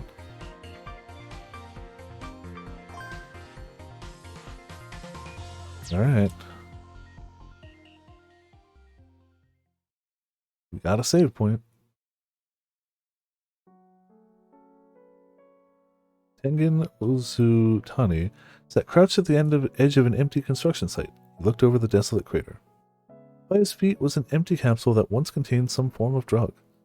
Car horns echoed in the distance. Countless frustrated drivers were stuck in traffic. Haas had passed by many people on his way here, and all of them were panicking and desperate. Construction workers had no reason to visit the crater anymore, and the veil of silence hanging over it was at odds with the chaos outside. Looking up, he saw trails left by fighter jets. Haas could tell just by listening that the situation in Odaiba was bad. It was far from here, but he could easily hear the intense noise of combat coming from that direction. Fully composed, he reflected on how it felt to be experiencing the end of the world. It was all just digital data after all. Everything, even his own feelings, had been composed by someone else. Excuse me. It was the thought of this that had driven him to despair. Found you. It was Kaoru Samizu. He was panting heavily. The man must have been running around searching for him. Sure, the chief of the CCO should be wasting time in a place like this. I'll have you know, I was effectively suspended after the pool hack. It was no-no. She's resting in that car I parked over there. She was really worried about you too. At any rate, perhaps you could lend us a hand. We need your skills as a former astronaut. Lend you a hand, eh? Think I'm gonna do that, the way I am now? You don't appear to have your hands full. Sure don't. I'm just sitting here, being melancholic. Found out that the universe I'd spent all this time looking up to was make-believe. Someone made it up. Talk about a punch in the gut. What's the point of living in an artificial world? Even if we do what we can to survive, it's all going to end in a week anyway, right? Now, what are the us above going to do? Nothing. Just sit, just mess around. They may not look at our data after all. That's why there's no point in this world. Those are your grounds for giving up on life? Please don't say such things. You sound like a mopey teenager. Doesn't count as moping if I'm right? You heard what Cicada said, didn't you? Mankind's imagination knows no limits. It's strong enough to overcome even fate. And as we speak, many people are fighting desperately against that fate. Oz stood up and walked over to Kaoru. Even the impulses of your soul are artificial. You're being fooled into thinking you can do something about this. That will only be true if we fail. If we can prove that we're masters of our fate, then our world won't be artificial anymore. That's not how that works, but also, like, yeah, good tries. This world ain't designed for you to succeed. It's a simulation through and through. Quit dancing on the palms of their hands. The very designs of the world are already falling apart. You saw what Asuma Soga did. Are you going to tell me that stuff was by the book, that it followed up by our creator's rules? Kaoru grabbed Oz by the chest and pulled him close. Yes? Usually a composed man, such a gesture was unlike Kaoru. There's no better time to dance than now. Right now, you're more pathetic than Asuma Soga. Sure, he's crying his heart out and throwing a fit, but at least he's got the guts to destroy the world that's forsaken him. Why aren't you trying to destroy the world? What's wrong with you? What about you? Are you really going to sit here and do nothing? Everything's meaningless, and there's as much meaning in trying to save it all as there is in giving up. I'd say we dance. I say we dance hard. Please. Let's show the children that our world is neither fake nor artificial. That's what adults are supposed to do, right? The idea only worked when we bought into that lie that ours was the only world. The real end will only come when we deny our own souls. In other words, now is the time to believe our souls are real and do something about all this. I am the captain of my soul. You of yours. We will prove that. The most important thing is what you decide for yourself, right? I thought I'd hear you come out with something that childish at your age. It's like old times. Oh man. Alice looked into the distance inside. He's got a bit of that, yeah. He's got that vibe, right? The breakwater was completely destroyed. Mr. Pilates with a mask. It was even worse than when Momo and I reached Odaiba. The clash between Asuma and the army had been so intense that giant waves had formed. I felt like they'd sweep me away if I got too close. Places that had been fine before dawn were now underwater. It was hard to get anywhere without getting soaked. But we ignored how drenched we were and walked ahead. I heard explosions above. I'd lost count of them at some point. Drones were going down one after another. Smoke from explosions had filled the air overhead. Large pillars of water rose from the sea. They moved as if they had a mind of their own, attacking the coming drones. Holland, look! Deep state. A conspiracy theory regarding the U.S. government. It claims that the people with actual political power are neither the president nor the members of Congress, but individuals or groups that control them from the shadows. Robotic sense. Oh, yeah. Yeah. Huh? Momo pointed at a deck some distance from the shore of Odaiba. I saw a familiar boat there, the one we'd used to get here from Omi no Mori. It had been split in half. Damn it, we can't use that. This would cost us some time. We had to hurry up and find another way. Cross, how are things on your end? Oh good, can't get through to them. The network disturbance was only getting worse. I had no idea what was going on, so the best thing I could do was focus on getting us out of here. We'd find another boat amidst the chaos? Honestly, taking a boat out into Tokyo Bay seemed a lot like suicide at this point. Another explosion. Shockwave shook the air. Stop. It's falling this way. The downed fighters spewed smoke and fire as it hurtled towards us at breakneck speed. We'd be dead in an instant if that thing landed on us. Run! I screamed to Momo. I tried to run as quickly as I could, but the drag of the water around my legs kept me from getting any traction. Damn it! Debris rained down endlessly around me. I'd die if a single piece hit me. The fighter itself was getting closer and closer, like it was heading straight for us. No. It's gonna crash into us. The flaming fighter was right on top of us. I couldn't dodge it. My legs wouldn't move. Well...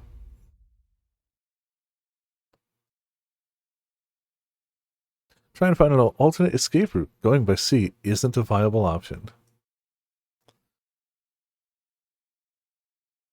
Technically, it took billions of cultists to awaken the power of one small child who could do it with a thought.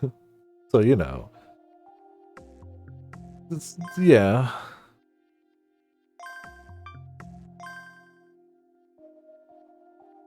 Now, I haven't saved in a while, but autosaves, thankfully. Those are the good stuff. It would have to be before that.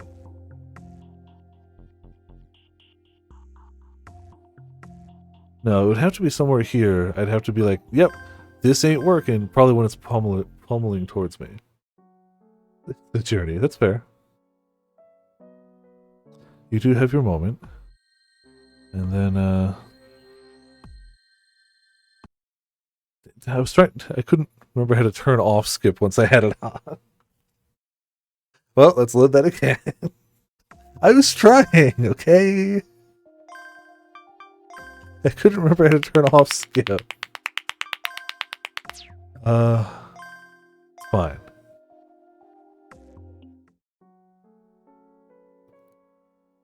Okay, so just circle. I swear I hit circle. Maybe I was too late by then. 大事なの Okay. Okay. ダメだ Can't get through to him. Explosion. こっちに落ちて下がれ Okay. So now, yeah, I get it. Now's not the time to be scared about using it. Makes no damn sense not to. All right. Good luck. Don't get hit by. Don't go see. That wasn't even the meteor. That was just a fighter jet that got shot down because they're trying to bomb Asuma with fighter jets. Entirely unrelated to the meteor. He apparently just has to die to prevent the actual end of the world, if that works. There, Momo, stop! We're walking to the breakwater. 船はダメだ The boat's wrecked. Let's go by land. Okay. Momo instantly agreed. She must have realized I'd loaded. 遠回りに It'll take longer, but let's use the tunnel. Odaiba was destroyed, along with the bridges leading to Umi no Mori and Ariake. The area leading to Ariake was especially bad. The landscape itself had changed, and it didn't look like we could make it there on foot. But maybe the tunnels were still intact? 2 tunnels led to Odaiba. The Shuto Expressway, Tokyo Harbor Tunnel, and to Oi, and the Route 2 tunnel connecting the Umi no Mori Park. The later had collapsed, though. We saw it on the way here. Yeah, well, he's told everybody. So it's like, yeah, sure. Well, that's because he never told anyone before. Like, yeah, and he kept like looping back. This time, from the get-go, he's like, yeah, I have this power. So now when things happen, they're like, oh, shoot, you have the power. Yeah, you did the thing. That was why we had to use the Tokyo Harbor Tunnel. Ah, new save. Okay.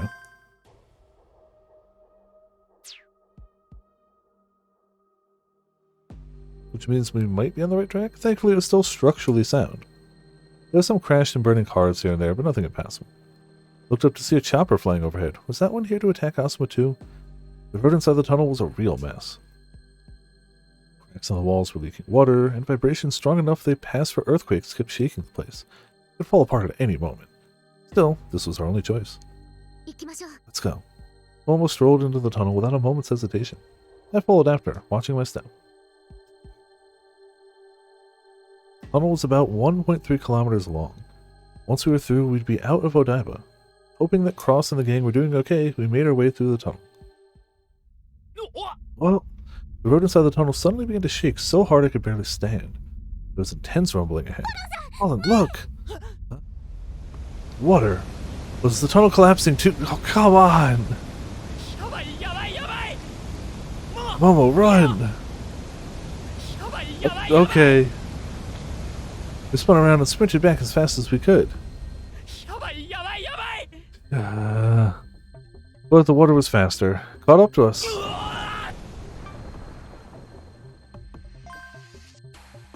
Ah. Cool. Got it. I'm assuming that was probably bad, right? We're right in front of the tunnel. There's no sign of the water yet. 行きましょう Let's go. また Wait. このトンネル This tunnel's dangerous. Looked up at the sky. Chopper was making circles up there. Thinking back, the drones Kent used to attack Asuma were all UAVs. Short for Unmanned Aerial Vehicle. UAVs are airborne vehicles without human pilots. I hadn't seen a single chopper there. Why was this one here then? Oi. Hey. This is the first time I saw a living human being besides Momo and Asuma since we arrived at Odaiba. タトゥーハゲマッチョ Tatted bodybuilder. Huh? What? Oh wait, That wasn't his name. グレアム・キング Graham リー Kingley, you're alive. I still say that's just a powerful name. And he was here in Odaiba? But why? I was pretty sure he was at the Guy Institution last night. Asuma's transformation is partially my responsibility. Yes. Yuan aroused my suspicion, but I wasn't able to deal with him fast enough. I had to stop Asuma myself. Wow. I guess we're not so different, you and I. The chopper overhead flew down towards us. So it wasn't a drone?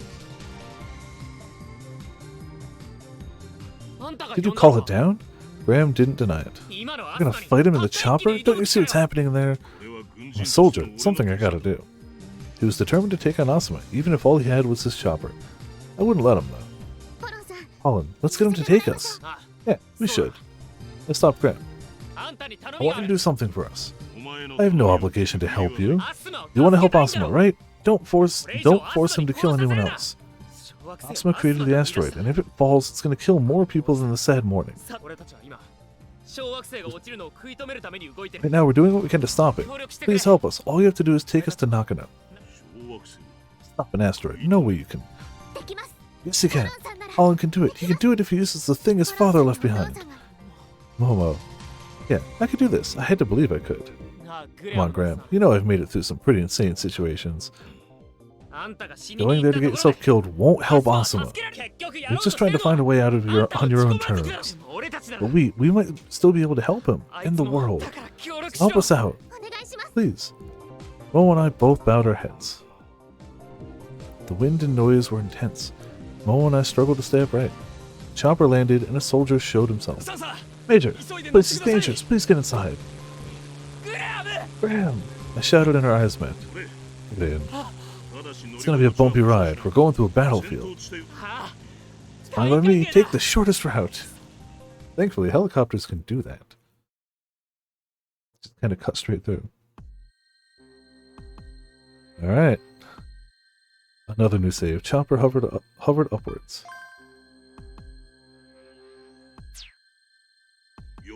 Change of plans. I'm calling off the attack. Take us to Nakano. 了解 Roger that. Heading to ござい Nakano. ます What is that? Tragic. With society in disarray, riots are happening all over the world. People waiting for the asteroid and the end are getting riled up, too. Dark international news. Really? It takes the dark web to say, oh my god, people are rioting because the world's about to end. Thanks, dark web. Momo was looking outside. She was at lost for words. I followed her gaze and my jaw dropped. Combat was ongoing. The sky above Shibuya was filled with smoke from the explosions. That wasn't... Shibura. Through the smoke, I could make out a bunch of floating buildings. They looked like high-rises from Hamachi or Hamamatsu. The site was like an illusion or a mirage, but it was very real. Several huge buildings had been plucked from the surface, lifted into the skies, and spun slowly in place. The buildings seamlessly transformed again and again as they intercepted the oncoming drones or consumed them entirely. Between the buildings and the pillars of water, the UAVs didn't stand a chance. And that wasn't all. The countless cars hurtling through the air had formed a vortex. Each of the vehicles moved as if it had a mind of its own. It decimated the drones. Kent was probably sending everything he could, but witnessing this, I felt like the army was going to run out of drones before Asuma was dead. Yes! And Kent is smarter than this. I don't get why Kent's doing this. He's like... More missiles will surely solve the problem when the first 150,000 didn't. I'm sure the 151st will. Like, he's smarter than that. What's the plan here? Like, this is obviously not the right call. But yeah, clearly there's some 5D chess here. He sneaks up behind him with just like, he flies in on like a hoverboard behind him and just shanks him in the side while he's distracted. Suddenly the chopper began to spin. Wow! I spun around inside and almost hit my head. What's happening? コントロールが We lost control. The AI can't regulate our altitude anymore. It's ignoring the routes I'm putting in. The AGM-122 lock is gone. We lose control of the system. Turn off the autopilot. Fly it manually. 手動に切り替え I don't know how to fly. ダメです It's not working, sir. Ugh. The chopper turned around and changed direction. It was heading towards the floating buildings. We're being taken straight to Asuma. At this rate, he'd just shoot us down. I can't control it. Turn off all systems. I can't. Oh, look. Looked outside again and saw 3 giant pillars of water around the chopper. We were surrounded.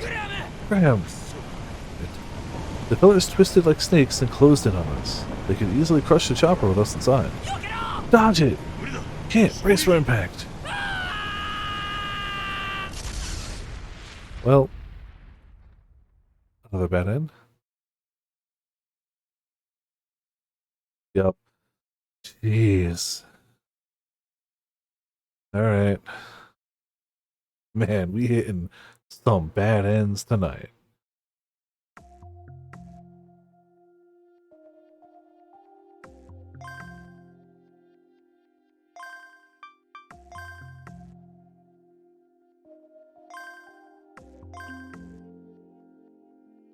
So we have to get to the point where it gets hacked, right? That much is... Oh, it's gone. Not working. Come on.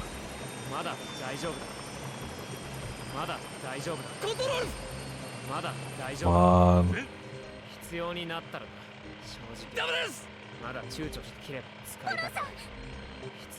We're all gonna die if you don't load, you fool! Oh, here's the point where you're like, yep, I get it, okay, we're gonna die. Before that, you were like, oh, maybe. Come on. Shut up, Anna.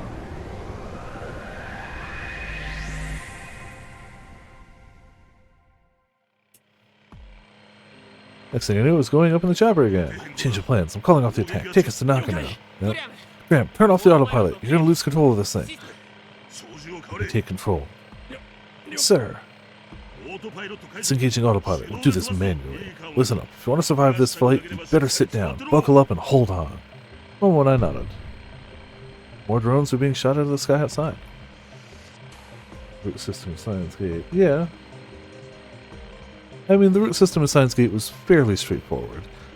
Felt shockwaves from the blast rattling the chopper. Saw the columns of water still writhing out from between the waves. Don't get surrounded. Got it. One of the pillars came close. It whipped in our direction, slightly grazing the hull. True, the true end is different. Yes. That's a different story. I'm sure I'm going to have to look up a guide for true end here. I'm positive. Oh yeah, no, it's absolute nonsense. Agreed. I'm sure it's going to be just as nonsense here, and I'll look up a guide when we hit credits. Chopper lost altitude after the jolt, and for a moment I felt myself floating. Seconds later, I thudded back down though. You okay? Yes. Oh yeah, for sure. The chopper was spinning wildly. Gonna recover. Back me up. Watch that. For a moment I could do nothing but cling to our seats as the chopper jutted harshly. Graham and the pilot both took the control column and pulled it back as hard as they could. Raise the nose! We were approaching the surface of the water. Moments before smashing into the bay, the chopper stabilized. We were horizontal again. A second later, another pillar burst out of the water immediately in front of us. Test me! Chopper turned sideways. The sudden movement was so intense I felt like I was inside a blender. Slamming into the inside of the fuselage over and over, I clenched my teeth to bear the pain. Still biting down, I realized maybe I should have buckled up. Then I looked outside the window and realized we were no longer over the sea. We'd entered a residential area. We got through? It looked like Shibarura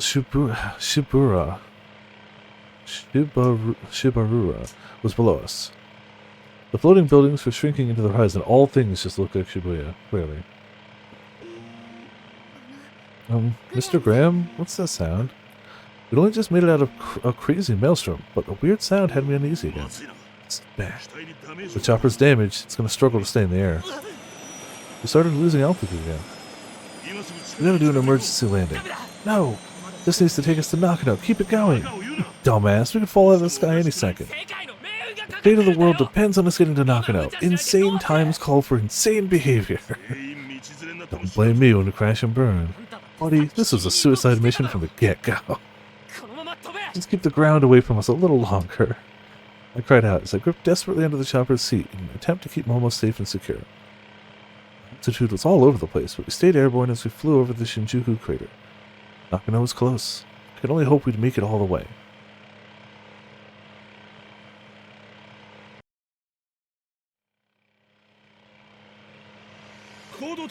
Keep us high. Yeah, we're losing power. The chopper was in a spin. Momo and I were basically crawling on the floor, trying not to get flung around the cabin. Going for an emergency landing. But where were we? What were we going to crash into? That place had to be close now. It's a school! Go for the yard! Prepare for impact! Brace yourselves! I held Momo's body and braced. Man, I hope in the impending meteor-based apocalypse, no kids have decided to go into a park playground to spend their last moments enjoying life. It's fine. Don't overthink it. Sounds bad. It's okay? Think so. Nice flying. Honestly, I couldn't believe I still had all my limbs. Crawled out of the crash-tilting chopper. I had to run the rest of the way, and right now. But the moment I looked up... Oh. Oh, we're gonna have to load again. What do you do? Like, why? Why aren't you giving up? Do you enjoy pissing me off? Does it make you happy? You pop up here just to ask that shit? If you're gonna do that, then just delete the damn asteroid. As if I'd do as you told me. You're always crawling and buzzing around. Man, you're annoying. You're really getting on my nerves. You don't know when to quit. How many times do I have to tell people to stay out of my way? Out of nowhere, an intense shockwave smashed into me. I had to grab hold of her, but before my hands could reach her, I was sent flying and slammed into the wall of the school. I felt my bones creaking. My body hurt so bad I couldn't get up. Momo had collapsed. He'd been thrown into a wall too. She was coughing up blood, but at least she was alive. The shockwave had even exploded her chopper. Where were Graham and the pilot? You gotten out okay? I shook my head. I couldn't afford to worry about them now. I'm not here to mess with Asuma. I have to get past him and make it home somehow. Flashbacks still scared me, but I have to load. Let's do this, Anon. Okay, they auto did it. Oh no. Oh no. Well, that's legit terrifying. Oh, so this is how you predict the future. What? Asuma appeared instantly in front of me. You know what? I'm deleting it. Well, that's just the freaking worst.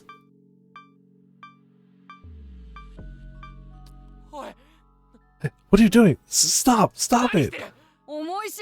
This should do it. Maybe now you get it through your thick skull. How meaningless everything is. It was slipping through my fingers. I was powerless. I couldn't stop it fading.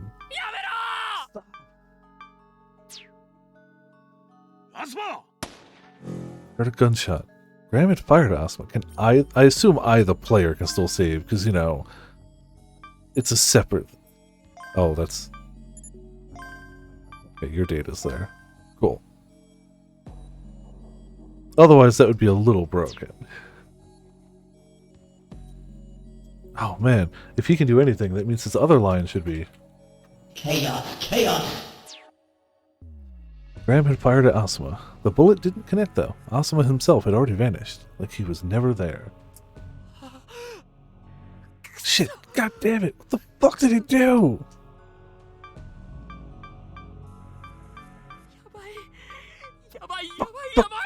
Fuck! Hey, what's wrong? My saves.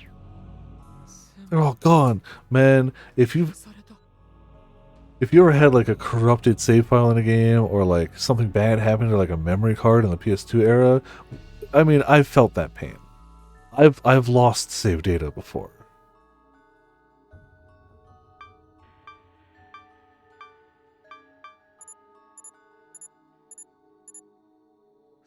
What the hell? Can't make new saves either. This means I can't save or load anymore. It literally disabled me. Can't do shit. Or whole PSP era. True. Hey, Graham grabbed me by my clothes. I have no idea what any of that means, but you have something more important to do than mope around here, don't you? Momo had stood up. Despite her wounds, she was holding my hand. Blood trailed from the corner of her mouth. She must have been hurting all over. But I saw a strong will in her eyes, a light that wouldn't go out without a fight. I need to go. Limbs deleted, powerless, as if. I thought something. You're a fast learner, son. Maybe you're on your way to becoming a wizard. I had the programming knowledge my dad had taught me. My skills as a hacker. Graham let go of me and slapped my back. Move. Got it. Broke into a run. Asuma was ignoring me, so this was my chance. Enduring the pain that was racking my body, I somehow made it all the way home. Cross. Burst through the door to find not only Cross, but Miss Lid and Wind there too. Colin, you're alright. Momo too, you actually made it in time. Wait, you both look awful. Yeah. We're okay. You didn't load? Asteroid predicted to impact the Earth at 10:09. Please evacuate all seaside locations. Also the planet, if possible. Can't load anymore. Asuma deleted all my saves. What? I see. You did good making it here. What's the situation? The antenna's powered up, and we're currently hacking into Dad's system. Across a nod, then connected a keyboard to the PC and set about helping him. Ah, yes. 2 keyboards, double the hacking speed. We all knew it. Why are you two here? The network disturbances are making communication tough, so we thought it better to be here just in case. Makes sense, right? Wind's here to control OnWeb 0023's position. He said he likes video games, so I brought him along. Retro joystick sat in front of Wind. So he's going to use that to control the SAT, huh?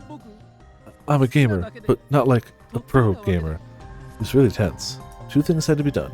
Sending commands to the Space Guard missiles would be simple as long as the channel's open. But positioning OnWeb 0023 so it could open the comms channel required pro-level skills. We had to do that for the 9 Space Guard missiles in total, and the transmission timing for each of them was slightly different. And that's true, yeah. This meant we need both perfect timing and enough expertise to improvise. Wind was deathly pale. He was nothing like his usual self. You can do it, dude. Just keep telling yourself that. Okay. He was shaking like crazy, but he nodded along anyway. Miss Kumar, can you send me the control manual too? I want to learn it just in case. I don't know if I'll be able to handle it, but still. You won't be able to, not with those injuries. If push comes to shove, I'll do it myself. You get some rest, okay? Colin, the Astraea satellites are all set. Give it 15 or so minutes and they'll hit X2038. We hacked into the Space Guard missiles too. We'll be able to control them now. So all that was left was this, huh? Bypass security. Wait, not yet. We thought we finally made it through, but there was one more barrier. Password? Isn't that the whole point of hacking? This is password input, an old and simple security mission. Password, huh? I'll look for a way around it, but it seems this layer of security was implemented recently. Recently? How recently? Added within the last 3 years. BMI was commonplace 3 years ago. There was no reason to use this security measure as outdated as a password. QCDC could probably get past this in a second, but the comm situation put them all out of reach. The city's internet infrastructure was basically on life support. That made connecting to QCDCs in the US tough. Do you have an idea what the password could be? Give me a moment to think. I couldn't load anymore. All I could do was guess the password with my dad set up. The time window during which we have to send the commands is 3 minutes away. We'll have 268 seconds once it starts. By then, we had to set up a channel to OnWeb 0023, change the SAT's position, connect to the 9 missiles, and send them commands. Wind, are you ready? I'll try my best. Wind's fingers were trembling.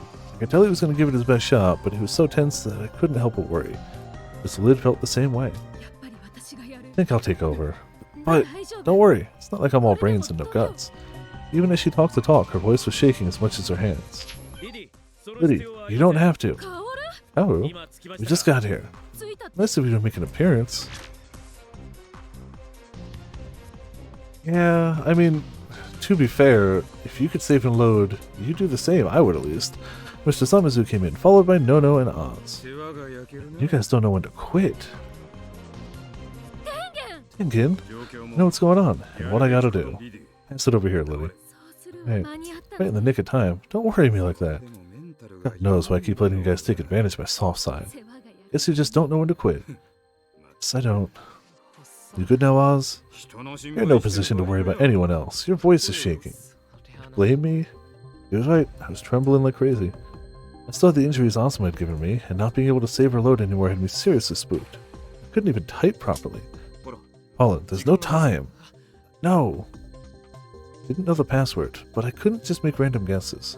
Props, how many do-overs do I get here? 2. Mess up 3 times and it'll lock up and ignore all further commands for some time. Ah, yeah, great. Get psyched, kid. Remember the grit you had the first time we met. Gotta set the stage for you somehow, old man. I looked around, but couldn't find anything that might have had the password on it, like a sticky note or something. I checked the drawers, too. I found his employee ID card from his days at OnWeb. Looked like he'd kept it around to the end. I looked at the info on the card. First, try the employee number. Password is incorrect. More tries. So I needed to think outside the box, huh? I had to look back at the past. Focusing, I sorted through all my vague memories of Dad. What kind of stuff had he talked about? Did he ever say anything that could form a hint? My throat was dry. I wiped the sweat from on my pants and put in the next password. How about this? It's the first letter of the town he lived in, followed by the year he moved there. Back when I was little, I heard he'd often use passwords like this. Please. Wrong again. A terrible thought crossed my mind. What if his password was an AI-generated mess of letters and numbers? Ah, yeah. I had no chance of guessing something like that. I'd blow the last guess and we wouldn't be able to stop the asteroid. Are you sure you can't load anymore? Yeah, I'm sure. I only have one try now. My saves were all gone. Well, there was that weird save that'd been there since the start, but that seemed too risky to try out. Hey, calm down. Don't get worked up. It didn't help at all. My hands couldn't stop shaking. My chest was pounding so much it hurt. I could barely breathe. 時間よ It's time. The commands have to be set within the next 268 seconds. The more everyone pressured me, the emptier my head got. I had one chance left. What did I do? I couldn't think of anything else. Didn't know my dad that well. It come so far, but... Suddenly, Oz hit me on the shoulder. The pain almost made me cough. Deep breaths. You're not seeing the bigger picture, kid. Look around you. Around me. Looked around the room. This is where I'd lived since I was a kid. The place where I'd lived with Dad. I had memories of us here together. They came back to me. Hackers are wizards. My dad's favorite saying, his motto. Something he always said to me when I was a kid. It's like his legacy imprinted onto my mind. 残り 180 180 seconds. Make the impossible possible. I couldn't think of anything else. Would it really work though? Wasn't it just some answer I'd cooked up out of desperation? Was this the best I could come up with?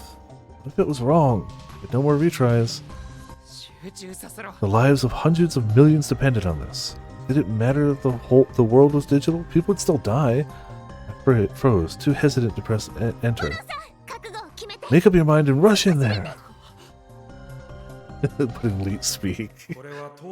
That's your old man's motto right there. Yeah, that's right. I had to make up my mind. I had to believe in myself. I believe in Dad too. Enter. トータ I'm in.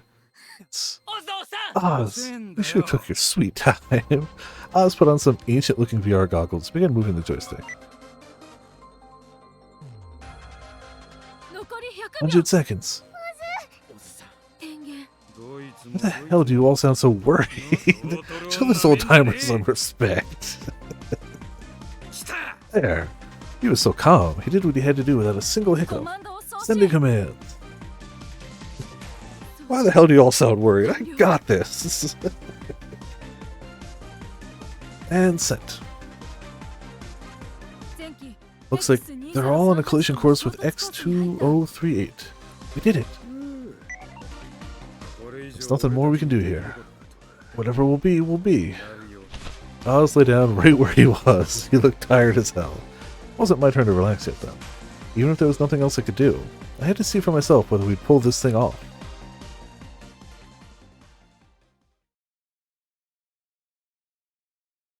You know what? That looks like a scene change to me. So we're going to save here on the cliffhanger. And we're going to... And there's no music. Yeah, that's true. It was meant to be. Yeah, perfect. That's the spot. I guess we'll find out next week. The music must end. Next week, I think I'm still... yes, the 15th I may not be streaming, which is the Sunday after. But next week I'll definitely be here. First end of something next week? Maybe. Hopefully. That would be interesting. Yeah. Thank you all for tuning in. Thank you all for watching. Obviously, good heckin' times. Well, actually, no. That's a lie. It was basically bad times for everyone involved in this game tonight. But that's okay. You know, it's whatever. It's this normal side of you stuff, you know. We're a simulation inside a simulation inside a simulation inside a simulation. Somebody's got power over that simulation. Everyone's going to die. Anyone who doesn't die is going to die in 11 days. It's fine. Don't worry about it. But yeah, obviously, extra shoutouts to Potts for the 75-month resubscription. And yeah, tomorrow we're going to start 2 hours early, and we're going to do Dreadout 2. Tuesday we're going to do Disgaea 7. I don't know yet Thursday. So, we'll see. Thursday's either more Disgaea, or I'll start one of the other games on the list. And I don't know which it's going to be, but I'll figure that out. But yeah, for now, we have a monster, a quote, a Discord, and it's always going to be right? Moe moe. Perfect. Those are the words that could save us right now. If only we had Krisu and Moe Moe Kun, we couldn't lose. Fear and Cat. Oh man, that was... I don't know if I'll ever top that stream in terms of sheer power. I don't think it's possible. Yeah. Thank you all for tuning in. Thank you all for watching. This has been Bright Survivorland. I'll see you all next time.